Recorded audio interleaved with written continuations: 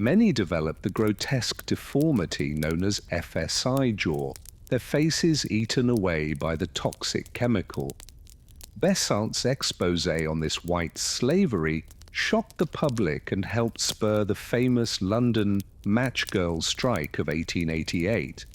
For the poor souls of the East End, the drudgery of their daily lives was punctuated by the occasional escape into oblivion. Opium flooding in from British India was cheap and plentiful. In the dark, hazy dens that dotted the slums, hollow-eyed men and women sprawled on stained mattresses, lost in a narcotic haze. For a few precious hours, they could forget the gnawing hunger and the ache of weary bones. Gin was the other great leveller, offering a brief respite at the bottom of a bottle. The garish gin palaces with their tawdry gas lights and sawdust-strewn floors beckoned with the promise of cheap liquor and raucous company. But the Merntimont often descended into brawls and despairing sobs. Drunkenness stalked the streets, drowning sorrows and fueling violence and vice. The streets themselves were often shrouded in a dense, noxious fog born from thousands of coal fires, belching smoke into the damp air. The pea-soupers, as they were known, could linger for days, turning midday into midnight. In the swirling gloom, the gas lights cast eerie shadows, making the twisted alleys even more menacing. It was in these fog-choked streets that a very real terror gripped the city in the autumn of 1888. A sinister figure was on the prowl in Whitechapel, brutally slaying women and vanishing into the night. The newspapers dubbed him Jack the Ripper, and his grisly crimes ignited a frenzy of fear and morbid fascination. One by one, the bodies of 5 women, all impoverished prostitutes, were discovered horribly mutilated. The police seemed powerless to stop the carnage, their investigation stymied by the dark, twisting streets and the suffocating fog. Wild theories flew as to the identity of the fiend. Was he a doctor, a butcher, a foreign sailor, or even a member of the royal family? Despite the best efforts of the police, Jack the Ripper was never unmasked. His dark legend lives on as a symbol of the dangers and degradations that stalked the women of the Victorian East End, for those who lived and died in those mean streets. There was little justice and less mercy. Indeed, death was a constant spectre in Victorian London, especially for the poor. Disease ran rampant in the filthy, overcrowded slums. Cholera spread by tainted water could fell a strong man in a matter of hours. Typhoid, tuberculosis, and smallpox claimed countless lives. For the upper classes, mourning was an art form with elaborate rituals and strict codes of etiquette. Queen Victoria herself famously wore black for 40 years after the death of her beloved Prince Albert. But for the poor, even a proper burial was often out of reach. The desperate resorted to the services of the resurrection men, the grave robbers who snatched fresh corpses to sell to eager anatomists for dissection. The idea of one's loved ones being carved up on a surgeon's slab only added to the misery and dread. Strangely, this grim world of the poor held a certain fascination for the well-to-do. Slumming became a fashionable pastime, with Gentile ladies and gawking tourists trekking through the East End hovels, eager for a glimpse of how the other half lived. They gawked at the ragged children and recoiled from the stinking alleys, perhaps tossing a few coins to salve their consciences. Some, like the journalist Henry Mayhew and a young Charles Dickens, sought to chronicle the lives of the poor, to give voice to their struggles and their sorrows. Their writings helped to spur a growing movement for social reform, a recognition that something had to be done to alleviate the sufferings of the underclass. But change was slow to come to the fated streets and alleys. It took the great stink of 1858, when the stench of raw sewage in the Thames became so overpowering that Parliament was forced to act to spur the construction of a proper sewer system. Even then, the grand brick tunnels that still serve London today were built more to protect the delicate noses of the elite than to safeguard the health of the poor. Gradually, glimmers of progress began to penetrate the gloom. Social reformers like Dr. Thomas Bernardo opened shelters for orphans and street children. The Salvation Army ministered to the destitute with its promise of soup, soap, and salvation. New model tenements offered a glimpse of a better life with running water and private balconies. But for most of the Victorian poor, the grinding hardship and heartache remained the backdrop of their brief, blighted lives. They toiled and scraped and suffered, eking out a tenuous existence in the shadows of the glittering wealth and glory of the British Empire. Their struggles may be largely lost to history, but they are threads in the vast, complex tapestry of the human story. Welcome, dear listener, to this journey through the mist-shrouded streets of Victorian London. As you settle in for a bit of history to unwind your day, I invite you to pause for a moment and leave a comment sharing where in the world you're tuning in from and what time of day it is for you right now.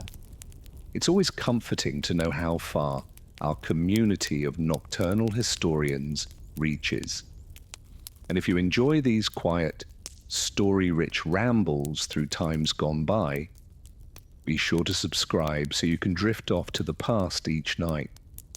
But for now, let us turn back the clock to the 19th century, to an era of grand palaces and size slums, a time of empire and industry, of brilliant achievements and human misery. The Victorian age was a study in contrasts, especially in the teeming capital of London. For beneath the stately edifices and glittering balls of the upper crust lay a vast underworld of gut-wrenching poverty, where merely surviving the day was a Herculean feat. Imagine, if you will, the grim and gritty streets of London's East End, where rickety tenements teeter above dank alleys, and the air hangs heavy with the stench of sewage and despair. Here, the working poor are crammed into crumbling hovels, entire families squeezed into a single fetid room with little light or air. The slums of Whitechapel and Spitalfields are notorious rookeries, where rubbish and waste fester underfoot. Sanitation is an unknown luxury with no proper sewers or running water. Human waste and rotting garbage moulder in reeking cesspools and overflowing gutters. It's in these wretched streets that we meet young Jack, a spindly 12-year-old lad with quick fingers and sharp eyes. By day, Jack is a mudlark, one of the many children who scavenge in the thick muck along the River Thames at low tide, searching for lumps of coal, bits of rope, or if he's lucky, a shiny happy dropped by, a passing to the muck, sucks at his bare feet, the shards of glass and pottery slicing his soles. But Jack doesn't mind. It's a good day when he finds enough coal to keep his family's hearth fire burning for a few hours. But Jack is also a tosher, a sewer hunter who wades through the foul underground channels in the hopes of finding something valuable washed down from the streets above. He holds his breath against the vile stench, squinting in the dim light filtering through the grates, always listening for the telltale rush that means the tide is turning. To be caught in the sewers when the water rises means almost certain death. But it's a risk Jack is willing to take for a chance at a few coins to fill his family's growling bellies. Jack is one of the lucky ones, if you can call it that. At least he has a family and a place to lay his head at night. even if it's just a filthy corner of a crowded room. For those with nowhere else to turn, the workhouses beckon with their promise of a meal and a bed, but they are hardly a haven. Within their grim walls, the destitute trade their freedom for a crust of bread and a place on a thin pallet. The workhouses are more like prisons than charities, with their strict rules and regimented labor. Families are separated, meager belongings confiscated, and dignity stripped away. The able-bodied break stones or pick oak, while the elderly and infirm languish in dank wards. Dinner is a tasteless gruel ladled into crude bowls, and yet for many it is still better than starving on the streets. One who knew the workhouses all too well was Annie Chapman, a young woman who would later meet a grisly end at the hands of Jack the Ripper. As a girl, Annie had stayed in the workhouses when her family fell on hard times.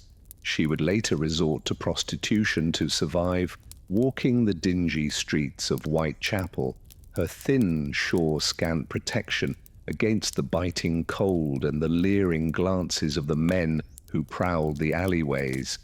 For those who managed to avoid the workhouses, perhaps a job could be found along the bustling docks of the Thames.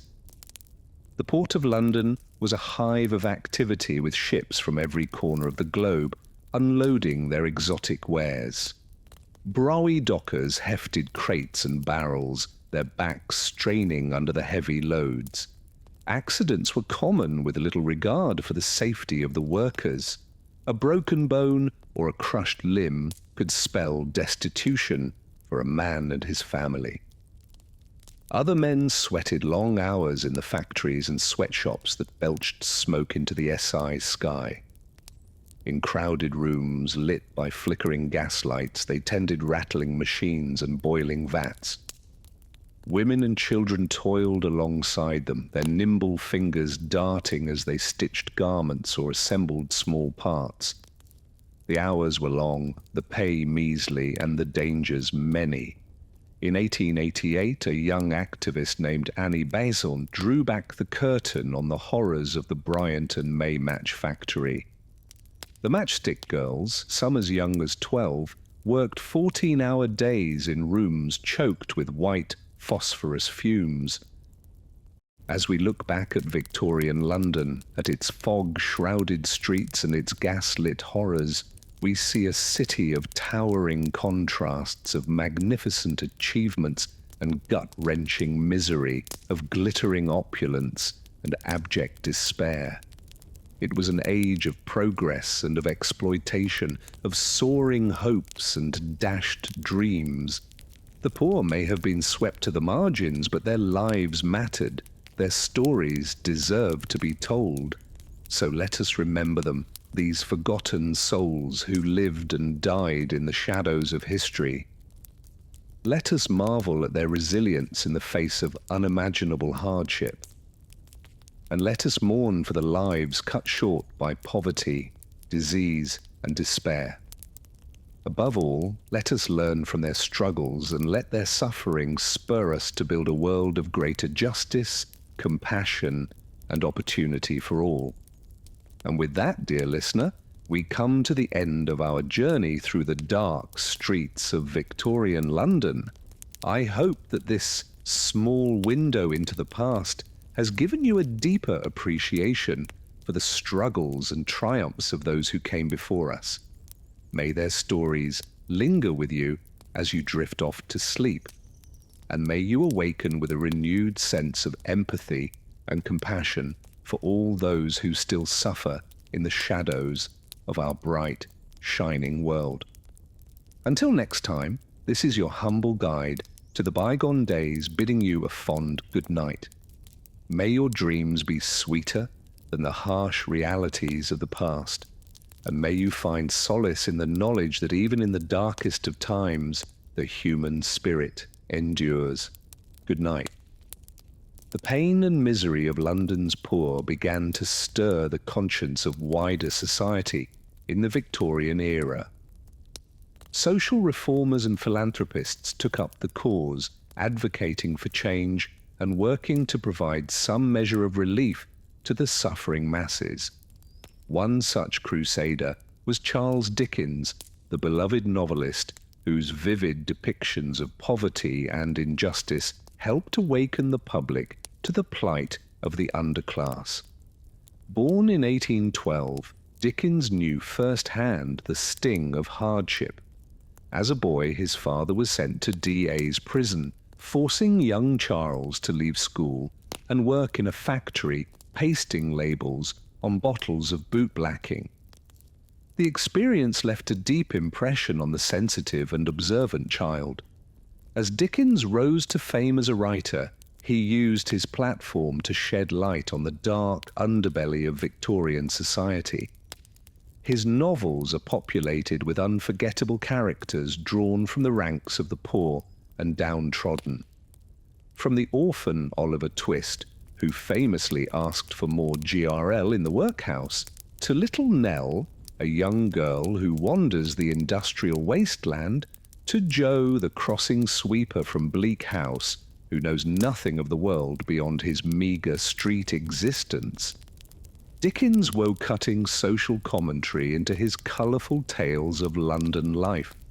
He railed against the greed and indifference of the wealthy and the cruel inhumanity of institutions like the workhouses and debtors' prisons. His immense popularity meant his message reached all strata of society.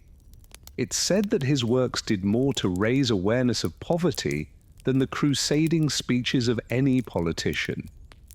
Dickens was also instrumental in founding Urania Cottage, a home for young women who had turned to theft or prostitution.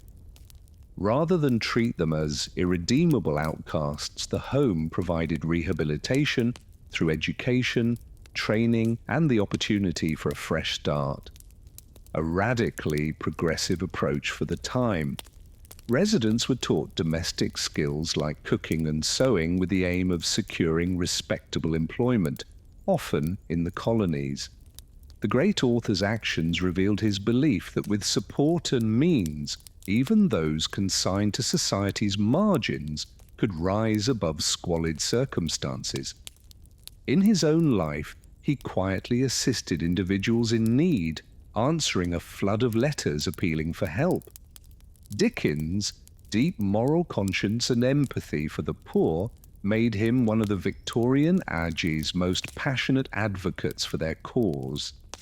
Dickens' life and legacy exemplify how the winds of social change began to stir. However tentatively amidst the grim poverty of Victorian London, reformist attitudes slowly gained ground thanks to activists, politicians, and authors who forced the public to confront the injustices and indignities the poor faced daily. It would be a long, slow road to meaningful progress for society's wretched refuse, but the first halting steps were being taken. Another flicker of light in the gloom came from Baroness Angela Bedé-Coutts, one of the wealthiest women of the Victorian age and a pioneer of philanthropy. Born in 1814 to a prominent banking family, she inherited a vast fortune at the age of 23, instantly becoming one of the richest individuals in England. But rather than indulge in a life of luxury, Angela developed a passion for charitable works. Bedé-Coutts focused her efforts on assisting the poor in London's East End, one of the city's most notoriously blighted areas. She financed the construction of model tenements to replace squalid slums, providing clean, affordable housing for hundreds of families. She established a sewing school to teach young women marketable skills and founded a home for fallen women, those who had resorted to prostitution out of desperation. Her approach was innovative in treating the poor with a measure of dignity and respect, in contrast to the harsh judgment and condescension they usually faced from their betters. Bede Coutts was also groundbreaking in her determination to tackle the roots of poverty, not just provide temporary relief. She funded projects to improve sanitation and access to clean water, rightly seeing that disease and poor hygiene were major factors keeping people trapped in poverty. The Baroness was a fierce advocate for the rights and welfare of children. Appalled by the grim fates of London's impoverished youth, she campaigned against the practice of using young boys as chimney sweeps, one of the era's most brutal and dangerous forms of child labour. Small children were sent scrambling up narrow maze-like chimneys choked with coal soot and carcinogenic creosote. Many suffered respiratory ailments, deformities from contorting their growing bodies, and sometimes suffocated when they became stuck. Bede Coutts used her influence to lobby for protective legislation, resulting in the Chimney Sweepers and Chimneys Regulation Act of 1840, which prohibited the use of children under 16 for this work. She was also a key supporter of the ragged school movement, which established hundreds of free schools to educate poor children and keep them off the streets. Well into her 80s, Bede Coutts continued to pour her time and fortune into bettering the lives of London's forgotten poor. Contemporaries described her as having an almost saintly aura, her face lined with sympathy and wisdom. Queen Victoria herself was so taken with the Baroness's good works, she proposed elevating her to the peerage, making her the first woman to be made a peer in her own right. The Baroness's shining example helped inspire a new ethic of philanthropy among Britain's upper crust. It became fashionable to support charitable causes, and more of London's elite began funneling portions of their wealth to help the needy. High society magazines breathlessly reported on glittering charity balls and the donation goals reached. Of course, some of this was more about keeping up appearances and social one-upmanship than heartfelt benevolence, but it nonetheless meant an influx of funds to fuel the efforts of reformers. Naturally, this top-down charity was a far cry from truly shifting the balance of power and means in Victorian society. The poor were still viewed more as pitiable objects of mercy than fully equal human beings. Much of the money went to short-term handouts rather than deeper structural changes. A great many among the wealthy still clung to the old Victorian shibboleth that poverty stemmed from moral failing and weak character. But it was a start. The suffering of the poor could no longer be swept completely out of sight and mind. The ranks of the wretched were no longer completely forsaken, and within the brutal machinery of London's workhouses and factories, we begin to see individual lives take on greater dimension through the extraordinary efforts of these few determined souls. Every school founded, every disease averted, every exploited child rescued. Each was a tiny victory for hope in the face of the era's crushing hardships. As the 19th century wound to a close, the lot of London's labouring poor saw some slow but notable improvements. Grassroots labour movements, having begun to find their footing and rally working people to their cause, won a series of key reforms through dogged activism and pressure. The Reform Act of 1867 extended the vote to more working-class men, giving them a voice in the halls of power for the first time. The Elementary Education Act of 1870 established a system of government-funded schools, opening the door to education for countless poor children. The Trade Union Act of 1871 legalized unions and protected the right to strike, a major milestone in leveling the field between workers and their employers. and the Factory Act of 1878 set limits on the workday, a move towards more humane labour conditions. Life was still unrelentingly harsh for most poor Londoners as the Victorian era ended. But the seeds of positive change had been planted. The misery and squalor that had once been ignored now stirred a social conscience and sense of responsibility. Attitudes were shifting, albeit gradually, to a belief that even the lowliest souls deserved a modicum of dignity and opportunity. Victorian London will always be remembered for its appalling poverty, but it was also the beginning of a steady march towards justice and equality. In the stories of figures like Charles Dickens and Baroness Bedet-Couze, we catch glimmers of what could be achieved when conscience and conviction spurred people to action. Their deeds foreshadow social activism movements that would gather momentum in the 20th century and beyond. So the next time you stroll past the splendid architecture of central London, the regal halls of Westminster, the grand dome of St. Paul's Cathedral, the palatial facades of the West End manors, take a moment to reflect on the human cost and suffering woven into their history, but also remember the precious strands of hope and decency stubbornly taking root in those brutal times.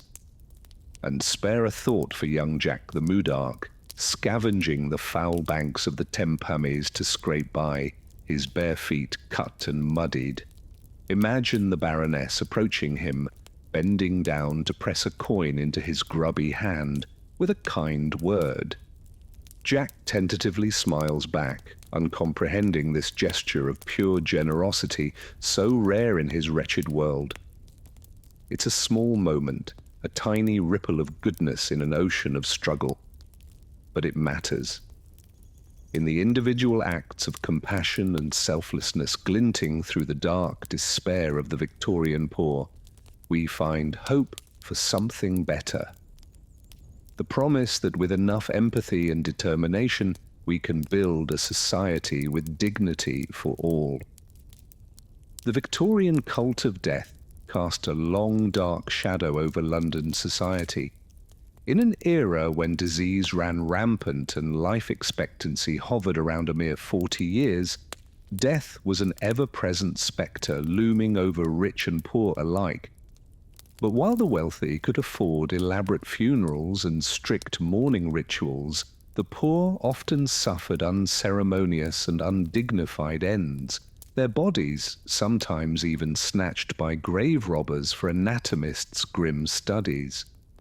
Queen Victoria herself was the most prominent face of this morbid obsession.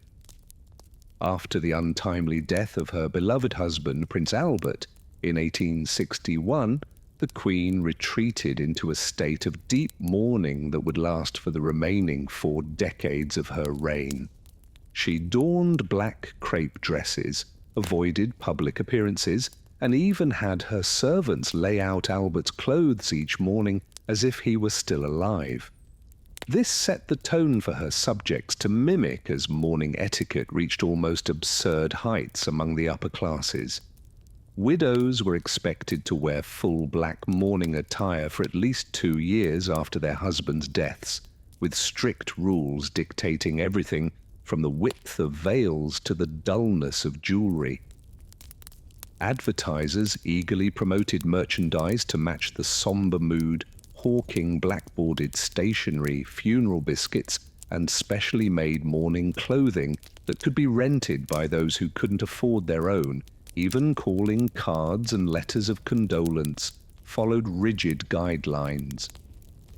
The prosperous sought to honor and memorialize their dead with increasingly lavish funerals and grave markers. Entire businesses sprang up to cater to the costly affairs, renting out professional mourners to pad the crowd of grievers and selling memento mori, small tokens and trinkets incorporating the hair or ashes of the deceased. Post-mortem photography also emerged as a popular way to preserve the likeness of dead loved ones with carefully staged portraits of propped-up corpses, often the only photographs families would have to remember them by. But for London's legions of poor, death was a far blearer affair devoid of pomp and ceremony. Many families could barely afford the basic pine coffins, let alone the lofty trappings of Victorian mourning customs. Paupers' funerals were a bare-bones business with multiple bodies sometimes crammed into a single grave in the city's overcrowded cemeteries.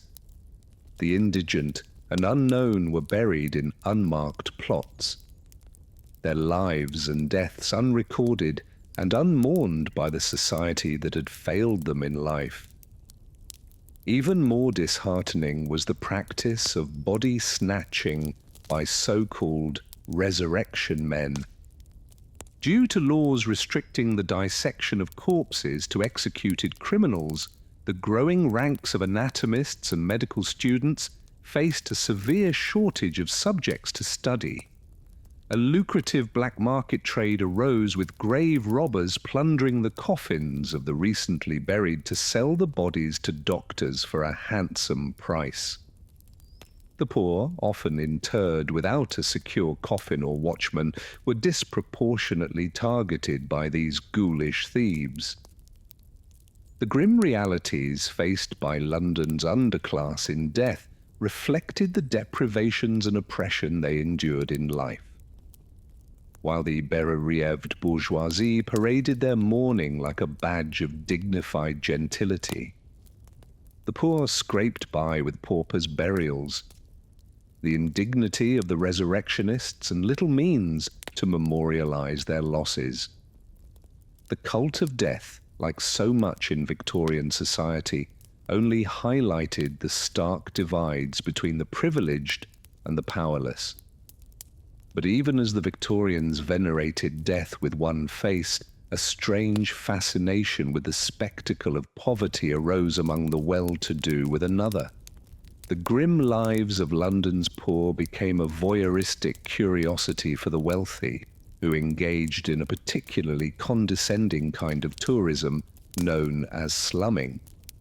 Guided by police escorts or enterprising locals, upper-ass Londoners would venture into notorious slum areas like Whitechapel or the rookeries of St. Giles to observe how the other half lived. They gawked at residents eking out a living in cramped, crumbling tenements and sidestepped the sewage and filth clogging the streets. Some even played at dressing down to blend in, swapping silks and top hats for rough woolens and caps. Of course, these brief jaunts into the nether regions of London life offered only a sanitized glimpse of poverty, coloured by the comfortable distance of privilege. The wealthy could satisfy their lurid curiosity with an afternoon stroll through the slums before retreating back to their cosy carriages and elegant squares, leaving the poor to their plight. For the underclass, the deprivation and desperation the Selmers viewed as a passing spectacle were an inescapable reality. That's not to say these poverty tourists were solely motivated by morbid titillation. Some, like social researcher Henry Mayhew and novelist Charles Dickens, aimed to document the conditions of the poor to spur action and reform. Mayhew's book, London Labour and the London Poor, offered a groundbreaking and sympathetic study of street hawkers, beggars, and scavengers. Dickens drew on his own impoverished childhood to seed his novels with vivid, often sentimentalized portraits of workhouses and orphans. Writers and reformers like Mayhew and Dickens did help raise awareness of the plight of the poor. But progress was painstaking, and many Victorians remained apathetic or even hostile to aiding those they saw as lazy, immoral, and undeserving. The squalid spectacle of slum life inspired more gawking than meaningful change for many years. Gradually, however, the sheer severity of the suffering began to stir the conscience of Victorian society. The combined efforts of crusading journalists, philanthropists, and newly formed charitable organisations cast a harsher light on the failures of Britain's vaunted empire to provide for its most vulnerable subjects. Small seeds of reform took root, though frustratingly slowly, for those mired in misery. Religious missions like the Salvation Army, established in 1865, offered aid and ministered to the poor under the banner of Christianity with its sleeves rolled up. They provided food, coal, shelter, and limited education to the needy alongside a dose of evangelical preaching. Social activists like Dr. Thomas Bernardo and Lord Sperry agitated for child welfare reforms, taking in street urchins and campaigning against the evils of child labour. The horrific housing of London's poor also drew the attention of social campaigners. American journalist Jacob Rhee chronicled the squalid conditions in his muck-breaking classic, How the Other Half Lives, which spurred slum clearance efforts and the construction of model dwellings like the Peabody Estates. While these tenements offered marginal improvements over the old rookeries, they still fell woefully short of providing truly humane housing. Other gradual gains, like the Education Act of 1870, that allocated government funds for new schools and the formation of settlement houses to aid poor families, marked tentative but important steps towards easing the burden of poverty. But the pace of progress failed to match the urgency of need, and hundreds of thousands of Londoners continued to subsist in wretched conditions for decades to come. It would ultimately take a public health catastrophe to spur one of the most transformative social reforms of the Victorian era. For years, London's primitive sanitation system had struggled to contain the massive amount of waste produced by the booming city. Human excrement and industrial runoff drained into rickety cesspools and crude sewers that emptied directly into the Thames, contaminating wells and spreading waterborne diseases like cholera. The hot summer of 1858 brought this festering problem to a head in the form of the Great Stink. Unusually high temperatures coupled with a lack of rainfall left the river a stagnant, reeking soup of human and animal waste. The stench was so overpowering that sheets soaked in lime chloride were draped over the windows of Parliament in a futile attempt to keep the odious vapours at bay, with many politicians taking to carrying nosegays to suppress their gags. Fears that the fated miasma would spark another deadly cholera epidemic finally pushed legislators to act. They granted funding to the Metropolitan Board of Works to construct a groundbreaking network of brick-lined interceptor sewers and pumping stations designed by Chief Engineer Joseph Bazalgette to carry waste far downstream from the city centre. The southern outfall sewer alone stretched a staggering 7 miles long. Along the way, the Thames embankment was built to further beautify and sanitize the river. Completed in 1865, Bazalgette's pioneering sewer system was a massive feat of civil engineering that vastly improved public health and hygiene for Londoners of all classes. Cholera cases plummeted and the noxious odour abated. The Thames began to recover from centuries of abuse. The benefits of this investment are still enjoyed by the city today, a rare bright spot of unequivocal progress amid the murky miseries of Victorian London. For despite the halting reforms and works of mercy, the poor still faced a harsh and heartbreaking reality. As the 19th century wound to a close, children laboured in dangerous factories and scavenged for scraps in scrapyards, Women sold matches and flowers for pennies or resorted to prostitution to fill their bellies. Families wasted away in workhouses and rotted in rookeries. The very embodiment of this enduring suffering can be seen in the infamous murders of 1888. That year, a string of brutal killings shocked the city and cast a global spotlight on the festering underbelly of the empire's capital.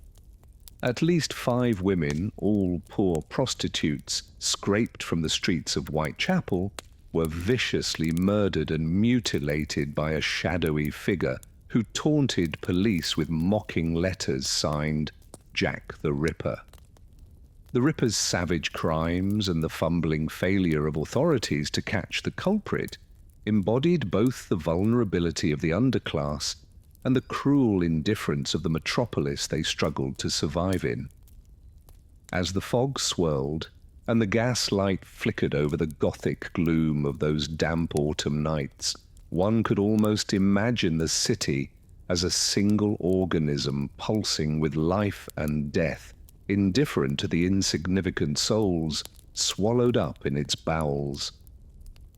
The ragged woman who drew her last breath in a dim alley, with a knife buried in her throat, was just one more scrap of human refuse churned up and spat out by the great groaning machine of empire. The enduring horror and fascination with the Ripper murders both then and now is about more than the ghastly violence inflicted on a few unlucky prostitutes. It was the purest distillation of the everyday miseries and dangers that defined life for the poor. The casual cruelties, the crippling want, the gnawing despair that could be ended with the slash of a knife or a plunge into the Thames. The Ripper was never caught, but his victims achieved a grim celebrity in death they never enjoyed in their hard knocks lives. Their images and stories, however distorted and sensationalized, still flicker in the collective memory as a reminder of the human toll exacted by this unforgiving era. They stand in for the thousands of other anonymous sufferers whose tales of woe were left untold and unremembered. But even in these lowest depths of despair, we can find faint glimmers of hope and resilience. The orphan who defied the odds to survive the streets. The weary mother who still mustered a one smile for her children. The malnourished match girl who dared to dream of a better life.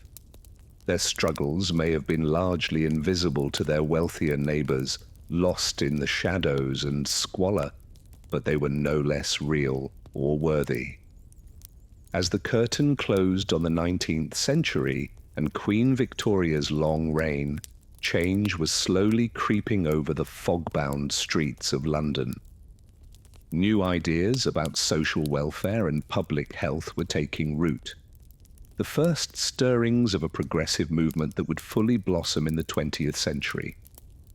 The old medieval holdover of the workhouse would soon be phased out, replaced by more humane forms of aid. Compulsory education and child labor laws would give more young people a chance at a better future. Of course, poverty and inequality would persist as harsh facts of London life for generations to come, as they still do today. The city may gleam with steel and glass now instead of soot and brick, but the spectre of want still lurks in its corners and crevices.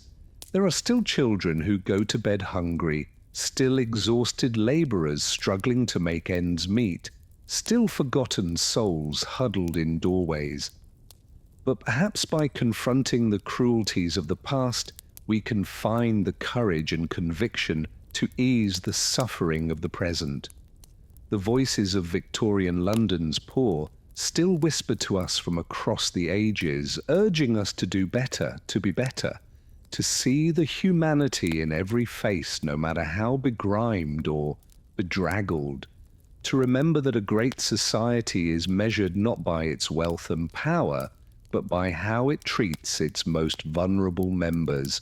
So let us take a moment to mourn the hard lives and lonely deaths of those who fell through the cracks of this glittering empire, ground beneath the wheels of progress. Let us acknowledge the pain and the misery etched into the foundations of the modern metropolis. But let us also honor the perseverance and the dignity of those who endured, the unsung survivors who scratched out another day in the face of a world that would have happily forgotten them. Their stories may be lost to time, but their struggles still echo in the very bricks and cobblestones of London town. By listening closely, we can hear them whispering still, in the rattle of the tube, the cries of the gulls along the Thames, the clatter of footsteps down a darkened alley. They are the city's secret heartbeat, its restless ghosts, the faint but unshakable conscience that pricks and pulls beneath the polished surface. Life in Victorian London was brutal, yes, but it was also vibrantly, defiantly human in all its grit and grime and gallows humour. The poor suffered greatly, but they also loved and laughed and carried on, etching out their humble place in this hurtling world as best they could. In their struggles, we can find a bittersweet sort of beauty, a reminder of the quiet heroism of sheer survival against the odds. So the next time you find yourself strolling past the stately monuments and grand edifices of central London, pause for a moment and remember the forgotten multitudes who toiled and bled and died in their shadows. Remember the hawkers and harlots, the mudlock arks and match girls, the costermongers and the crossing sweepers. Remember the tired faces that once peered out from rags and ruins, the souls swallowed up by hard times and harder fates. Remember that empires are built on the bent backs of the unseen, that one person's glittering progress is another's crushing poverty. Remember the lessons of the past and let them guide us to a future of greater justice and opportunity for every citizen walking or working these storied streets. That is how we can best honor the memory of those who came before. And perhaps in honoring them, we can finally lay some of those restless Victorian ghosts to rest, knowing that their pain mattered, that their lives left a mark, however faint, on this great groaning city, knowing that the London of today grew out of the foundations they laid brick by brick and tear by tear, knowing that we carry their legacy forward even as we work to build a better world in their wake. Their bones may moulder in the churchyards, their names may be lost to the ages, but they are still with us in spirit. The unknown soldiers of survival, the uncrowned kings and queens of the slums, let us remember them, let us mourn them, but above all, let us learn from them. For in their struggles we can find the seeds of a more compassionate and equitable London, a city that uplifts the lowest and looks after the least, that sees the worth in every soul who walks its winding ways. It's a vision the Victorians themselves could scarcely have imagined as they scoured through the shadows, but one we must strive for still with all the grit and resilience of those who came before us. One where no child goes hungry, no worker fears for their safety, no soul is left to waste away in want and despair. A London and a world that belongs to everyone, forged in the fires of empathy and understanding. May that be the true legacy of this tumultuous time. Not the darkness, but the light that glimmered stubbornly through the gloom, guiding us onward. Not the suffering, but the spirit that somehow rose above. Not the brutality, but the humanity that could never be broken, no matter how hard the times, no matter how long the odds. A humanity that still shines out to us across the centuries, luminous and unquenchable, lighting the way to a brighter tomorrow for all who follow in those faded footsteps. The terrifying crimes of Jack the Ripper cast a dark pall over the streets of Victorian London in 1888. Against the eerie backdrop of swirling fog and flickering gaslight, a faceless murderer stalked the back alleys and shadowy corners of the impoverished East End. The Ripper's grisly rampage began in the early morning hours of August 31st. A carman on his way to work stumbled upon the crumpled body of Mary Ann Nichols sprawled in a pool of blood on the cobblestones of Bucks Row. Nichols, known as Polly to her friends, was one of countless women forced to resort to a life of prostitution in the hard-scrabble neighborhood of Whitechapel. Her killer had slashed her throat to the bone with 2 deep cuts, nearly severing her head before turning the blade on her abdomen with vicious, jagged mutilation. Polly Nichols was but the first of 5 desperate women who fell victim to the Ripper's reign of terror that autumn. Their broken bodies turned up like clockwork, each one more brutally butchered than the last. Annie Chapman in the backyard of Hanbury Street, Elizabeth Stride in Dutt's Yard, Catherine Edos in Mitre Square, and finally young Mary Jane Kelly in the dingy room where she lived and worked on Miller's Court. As the bodies piled up and the press churned out lurid headlines and gory details, a ripperologist frenzy gripped the public imagination. The crude surgical nature of the killings led many to speculate the murderer possessed anatomical knowledge, perhaps a doctor, surgeon, or medical student. Vigilante groups and private citizens prowled the streets in search of suspicious characters. Anyone seemed a potential suspect in the fog of fear and rumor swirling through the city. The Metropolitan Police, in over their head with such ghastly crimes, struggled mightily to identify the killer. The Ripper seemed to strike with impunity, then melt into the shadows of the slums. In truth, the police faced a daunting challenge up against a tangled warren of bleak rooming houses, narrow alleyways, dank courts, and decrepit tenements. The East Enders themselves were a transient and insular lot, distrustful of authority and often reluctant to cooperate. Inspector Frederick Aberlin, a seasoned detective, led the increasingly desperate hunt for the Ripper. Theories and tips by the hundreds poured in from a riveted public. One lead centered on an American quack doctor named Francis Tumblety, who had skipped bail and fled to the States just as the murders reached their grisly peak.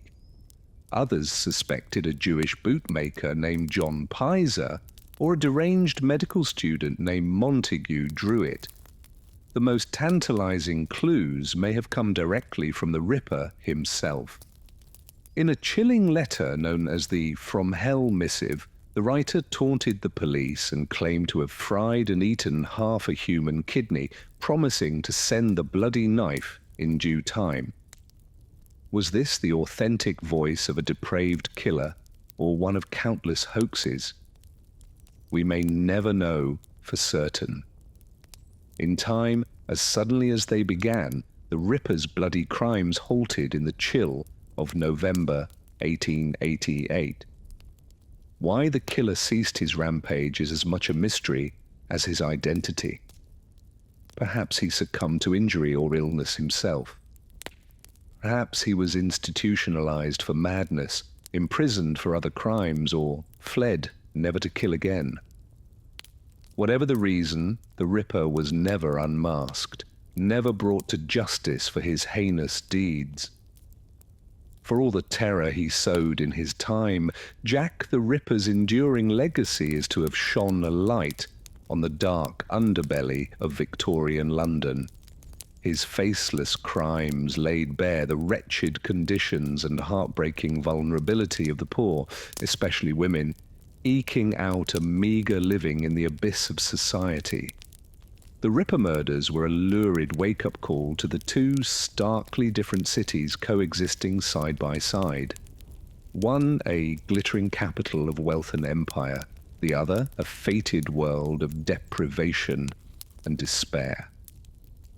While the poor had always suffered in the shadows of the slums, the Ripper killings splashed their plight across the headlines in gruesome detail.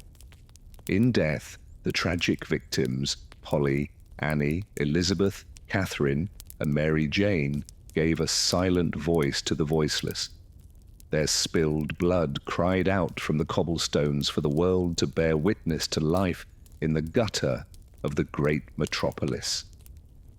Even without a face or a name, Jack the Ripper became the ghoulish embodiment of all the cruelty, vice, and inhumanity festering beneath the gentle veneer of Victorian society. The murders exposed a literal ripping of that carefully cultivated facade, forcing London to confront the misery it had long failed to alleviate for its most vulnerable citizens. Painfully. Slowly, the first seeds of social progress and reform began to germinate in the aftermath of horror. So the Ripper, whoever he was, faded into the fog and passed from man to myth.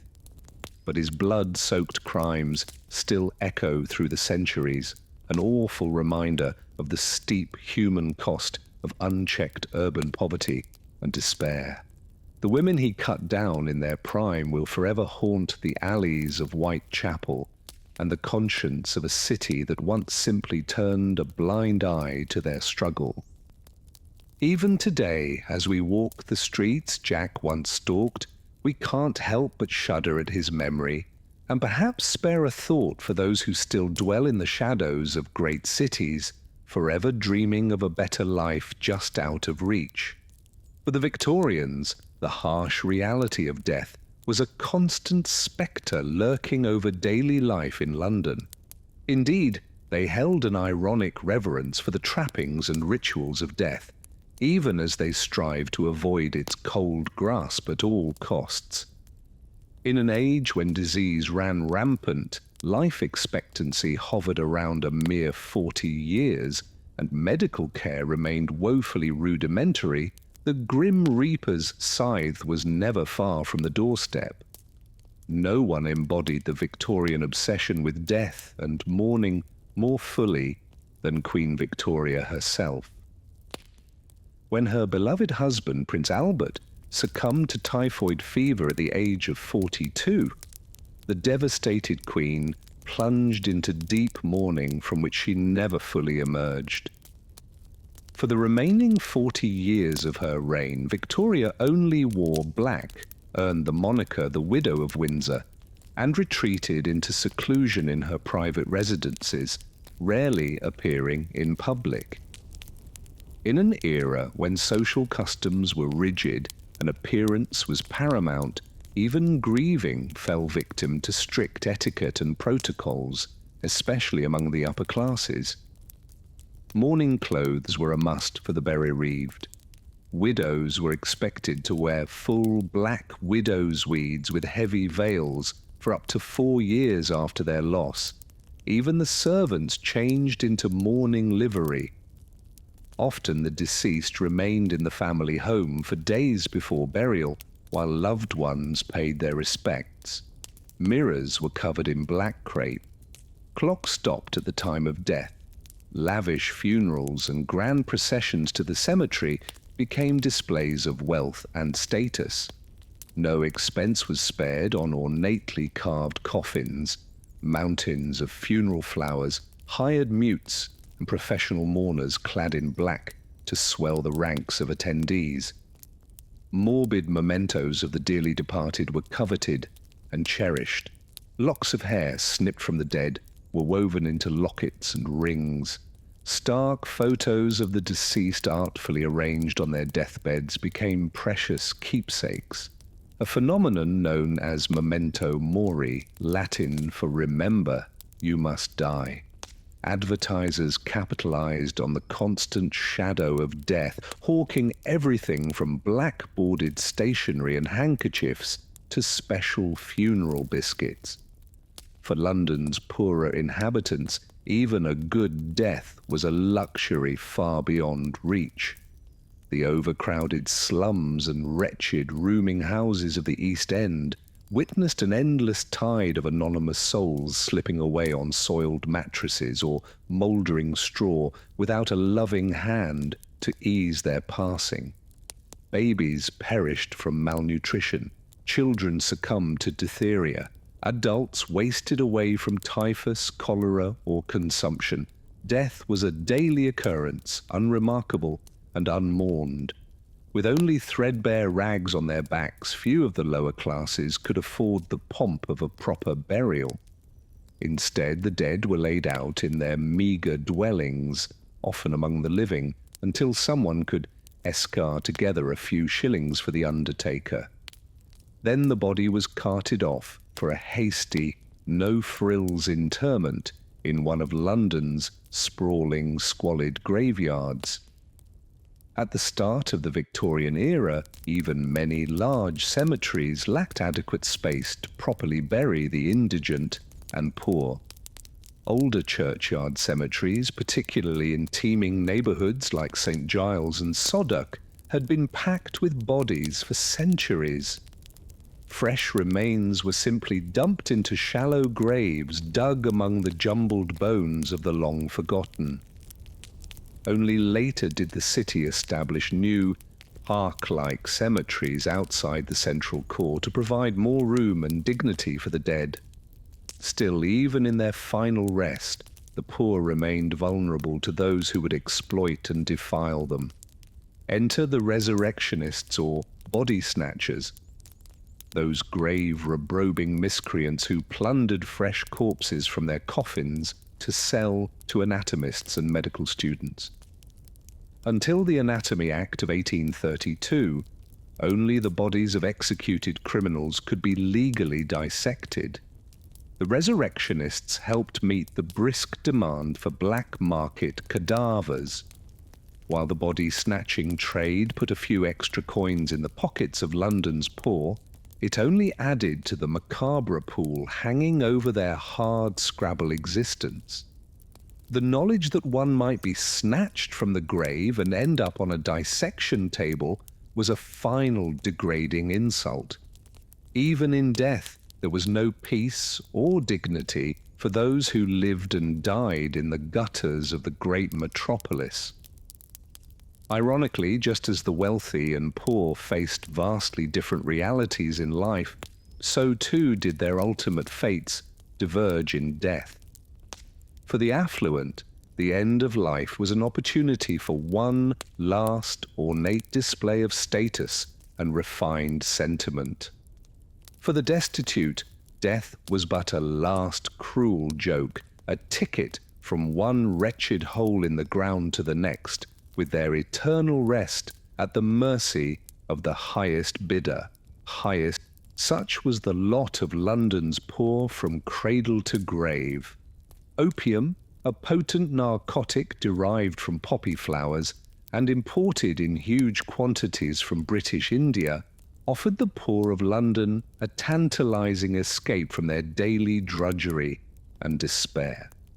For a few shillings, a man could drift away for hours or days in a dark, candle-lit room, sprawled on a stained, threadbare mattress, lost in a hazy reverie, as the sweet, slightly metallic smoke filled his lungs and dulled his senses. The opium dens that dotted the shadowy back alleys of the East End catered to dockers, sailors, and labourers looking to numb the aches and pains wrought by merciless 16-hour workdays, hauling crates on the bustling docks, or toiling in one of the city's noxious factories. These gloomy, cramped cells were shrouded in a thick fug of blue-grey smoke and the sour of unwashed bodies. Men lay draped over tattered couches and low bunks, their blank faces lit by the flickers of guttering candles, empty clay pipes dangling from their fingers. For the opium eaters, as they were sometimes known, the drug was a welcome oblivion, smoked or sipped in the form of velvety black laudanum, the tincture cloaking their bleak lives in a gossamer veil of tranquility and strange visions. But that respite came at a steep cost, wrecking withdrawals, wrecked health, and ruinous cravings that drove some to thievery and madness. Addiction shattered families and left many in even deeper penury. The popularity of opium, especially in London's impoverished quarters, was in part an outgrowth of Victorian attitudes towards intoxication. While hard spirits like gin had long been the more common balm of the working classes, drunkenness, especially public inebriation, carried a social stigma among the middle and upper classes. Opium dens, secretive and discreet by necessity, allowed one to indulge with less risk of public censure or shame. Indeed, the Victorians took a remarkably laissez-faire view of narcotics with few legal restrictions on their sale and use. Opium-based preparations like laudanum and Godfrey's cordial were readily available from chemists and used to soothe a wide range of ailments from toothaches to colicky babies. Many gentle ladies habitually dosed themselves with laudanum, a refined woman's vice carried out behind closed doors. But in the dank opium dens catering to the lower orders of society, there was little gentility to be found. These were desperate people seeking solace by any means from lives of grinding poverty and joyless labour. For many, the temporary transport offered by the poppy was worth whatever miseries might follow, another hardship to bear in a life shaped by hardship, a small mercy in a city that offered them few. The opium den on Bluegate Fields was typical of its ilk. A ramshackled two-storey house on a fated narrow lane not far from the Rother docks. Its faded whitewash was stained with soot and grime. The dim windows caked with dust and dead flies. A tarnished brass knocker in the shape of a clenched fist hung on the battered front door, a portal to dreams and nightmares. Late one night, a haggarded young docker named Johnny staggered up to its threshold, fumbling in his pockets for a few grimy shillings. His meagre pay after a brutal day, unloading tea chests and bales of silk from a steamer out of Kolkata. His head throbbed and his back ached fiercely, where a massive crate had slammed him against the bulkhead, nearly knocking him senseless. His boots had a gaping hole where a rusted nail had gouged his sole, and rainwater squelched unpleasantly between his toes with each step. Johnny had a wife and new baby daughter lodged in a shabby room on Flower and Dean Street. Little Eliza had been born blue and underweight 3 months ago and still wailed thinly day and night. His wife Jenny was worn and worn down, her youthful bloom faded like a hand-me-down frock. He knew he should bring them his few shillings for food and coal. The baby needed milk, and there was precious little in the larder but mouldy bread crusts and a knob of hard cheese. But the promise of sweet oblivion called to him like a siren song. Impossible to resist. Just one night's respite from the gnawing of his empty belly and the stabbing pains in his battered limbs and the whimpers of his hungry child. Was that so much to ask from this world that seemed to begrudge him even a moment's peace? He would make it up to them tomorrow. He swore just like he always swore. Jenny would scold and weep, but she'd forgive him. She always did. He knocked on the door, the brass fist beating a fateful tattoo. Inside, the proprietor, a skeletal Chinaman named Chung Yi, nodded wordlessly and gestured Johnny upstairs. The room was dusty and crowded with worn, rickety furniture, its peeling walls stained with the residue of 1,000 smoking sessions. Low couches, upholstered in faded red velvet, ringed the space, scattered with limp, stained cushions. The windows were veiled with heavy black curtains that muffled the street noise and held the curling opium fumes inside the room like swirling spectres. A few other men, dull-eyed and lethargic, sprawled gingerly on the sofas or slumped against the wall, arms trailing over the sides of the couches, drifting in their private rearies. One grizzled sailor type appeared deep in some troubled dream, limbs twitching spasmodically as he muttered what sounded like Malay beneath his ravaged whiskers.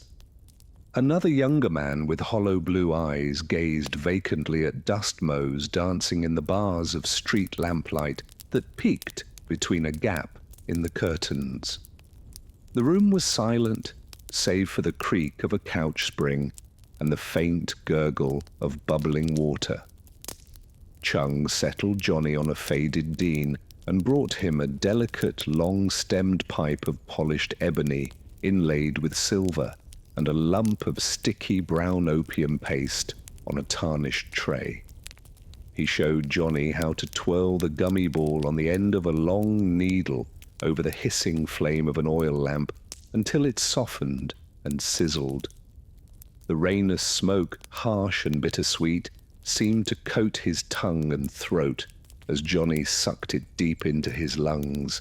His eyes watered and his head swam as the narcotic worked its way into his blood and brain, a warm honey glow spreading through his weary body and gentling his various aches and pangs.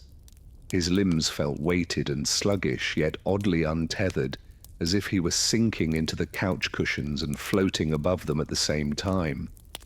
The dingy room blurred and bent at the edges of his sight, then resolved into intricate gem-like facets of colour and light, an undulating kaleidoscope more vivid and fantastic than anything he'd ever seen sober. The hemp rope hauled over his aching shoulders that day became chains of gold and silver. The smashed and rotting oranges he'd swept off the dock morphed into glowing orbs, pulsing with an inner fire. His crying daughter's face shimmered like a mirage, now smiling and ruddy-cheeked, now wizened and ancient, slipping in and out of focus. Her whimpers doppled into peals of tinkling laughter. And then the faraway keening of gulls.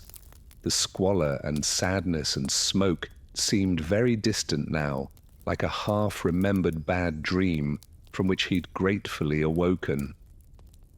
Johnny let the beautiful visions wash over him in waves as he reclined on the lumpy Dean, feeling the sticky residue of the opium pipe between his calloused fingers. The chill and damp of the room, the stale smells of sweat and smoke and dust, the gnawing of his empty stomach, all faded into insignificance against the billowing phantasmagoric backdrop unfurling behind his eyelids. His breathing slowed and his face slackened into a blissful blank as he succumbed fully to the powerful drug singing in his veins. But all too soon the colours began to leach out of the hallucinatory tableau, and a grey fog crept in around the edges of Johnny's consciousness. His limbs felt heavy and foreign, his tongue thick and dry as cotton batting in his mouth. Nausea rolled greasily in his gut, and his head pounded in time with his labouring heart. The glorious visions receded into the grim and grimy walls of the opium den as cruel reality reasserted itself. Chung Yi materialized at Johnny's side with a knowing look, holding out the pipe and another bit of sticky brown opium, just a spot more to stave off the dreaded sickness that crashed in after the high. He seemed to promise a little hair of the dragon that bit you to keep its teeth at bay a bit longer. Johnny reached for it eagerly, his fingers trembling, craving the cease of pain and misery that only the opium could grant him. The hours slid by in an endless cycle of bitter smoke and cloying dreams, the room filling and emptying with hollow-eyed wraiths as the night bled into a grey and dismal dawn. At some point, Johnny stumbled down the stairs and out into the filthy alley, retching weakly as the cold light stung his eyes. He felt wretched and empty, wrung out like a damp rag, but a blessed numbness still cocooned his mind and body against the sharp edges of the world and his unhappy life.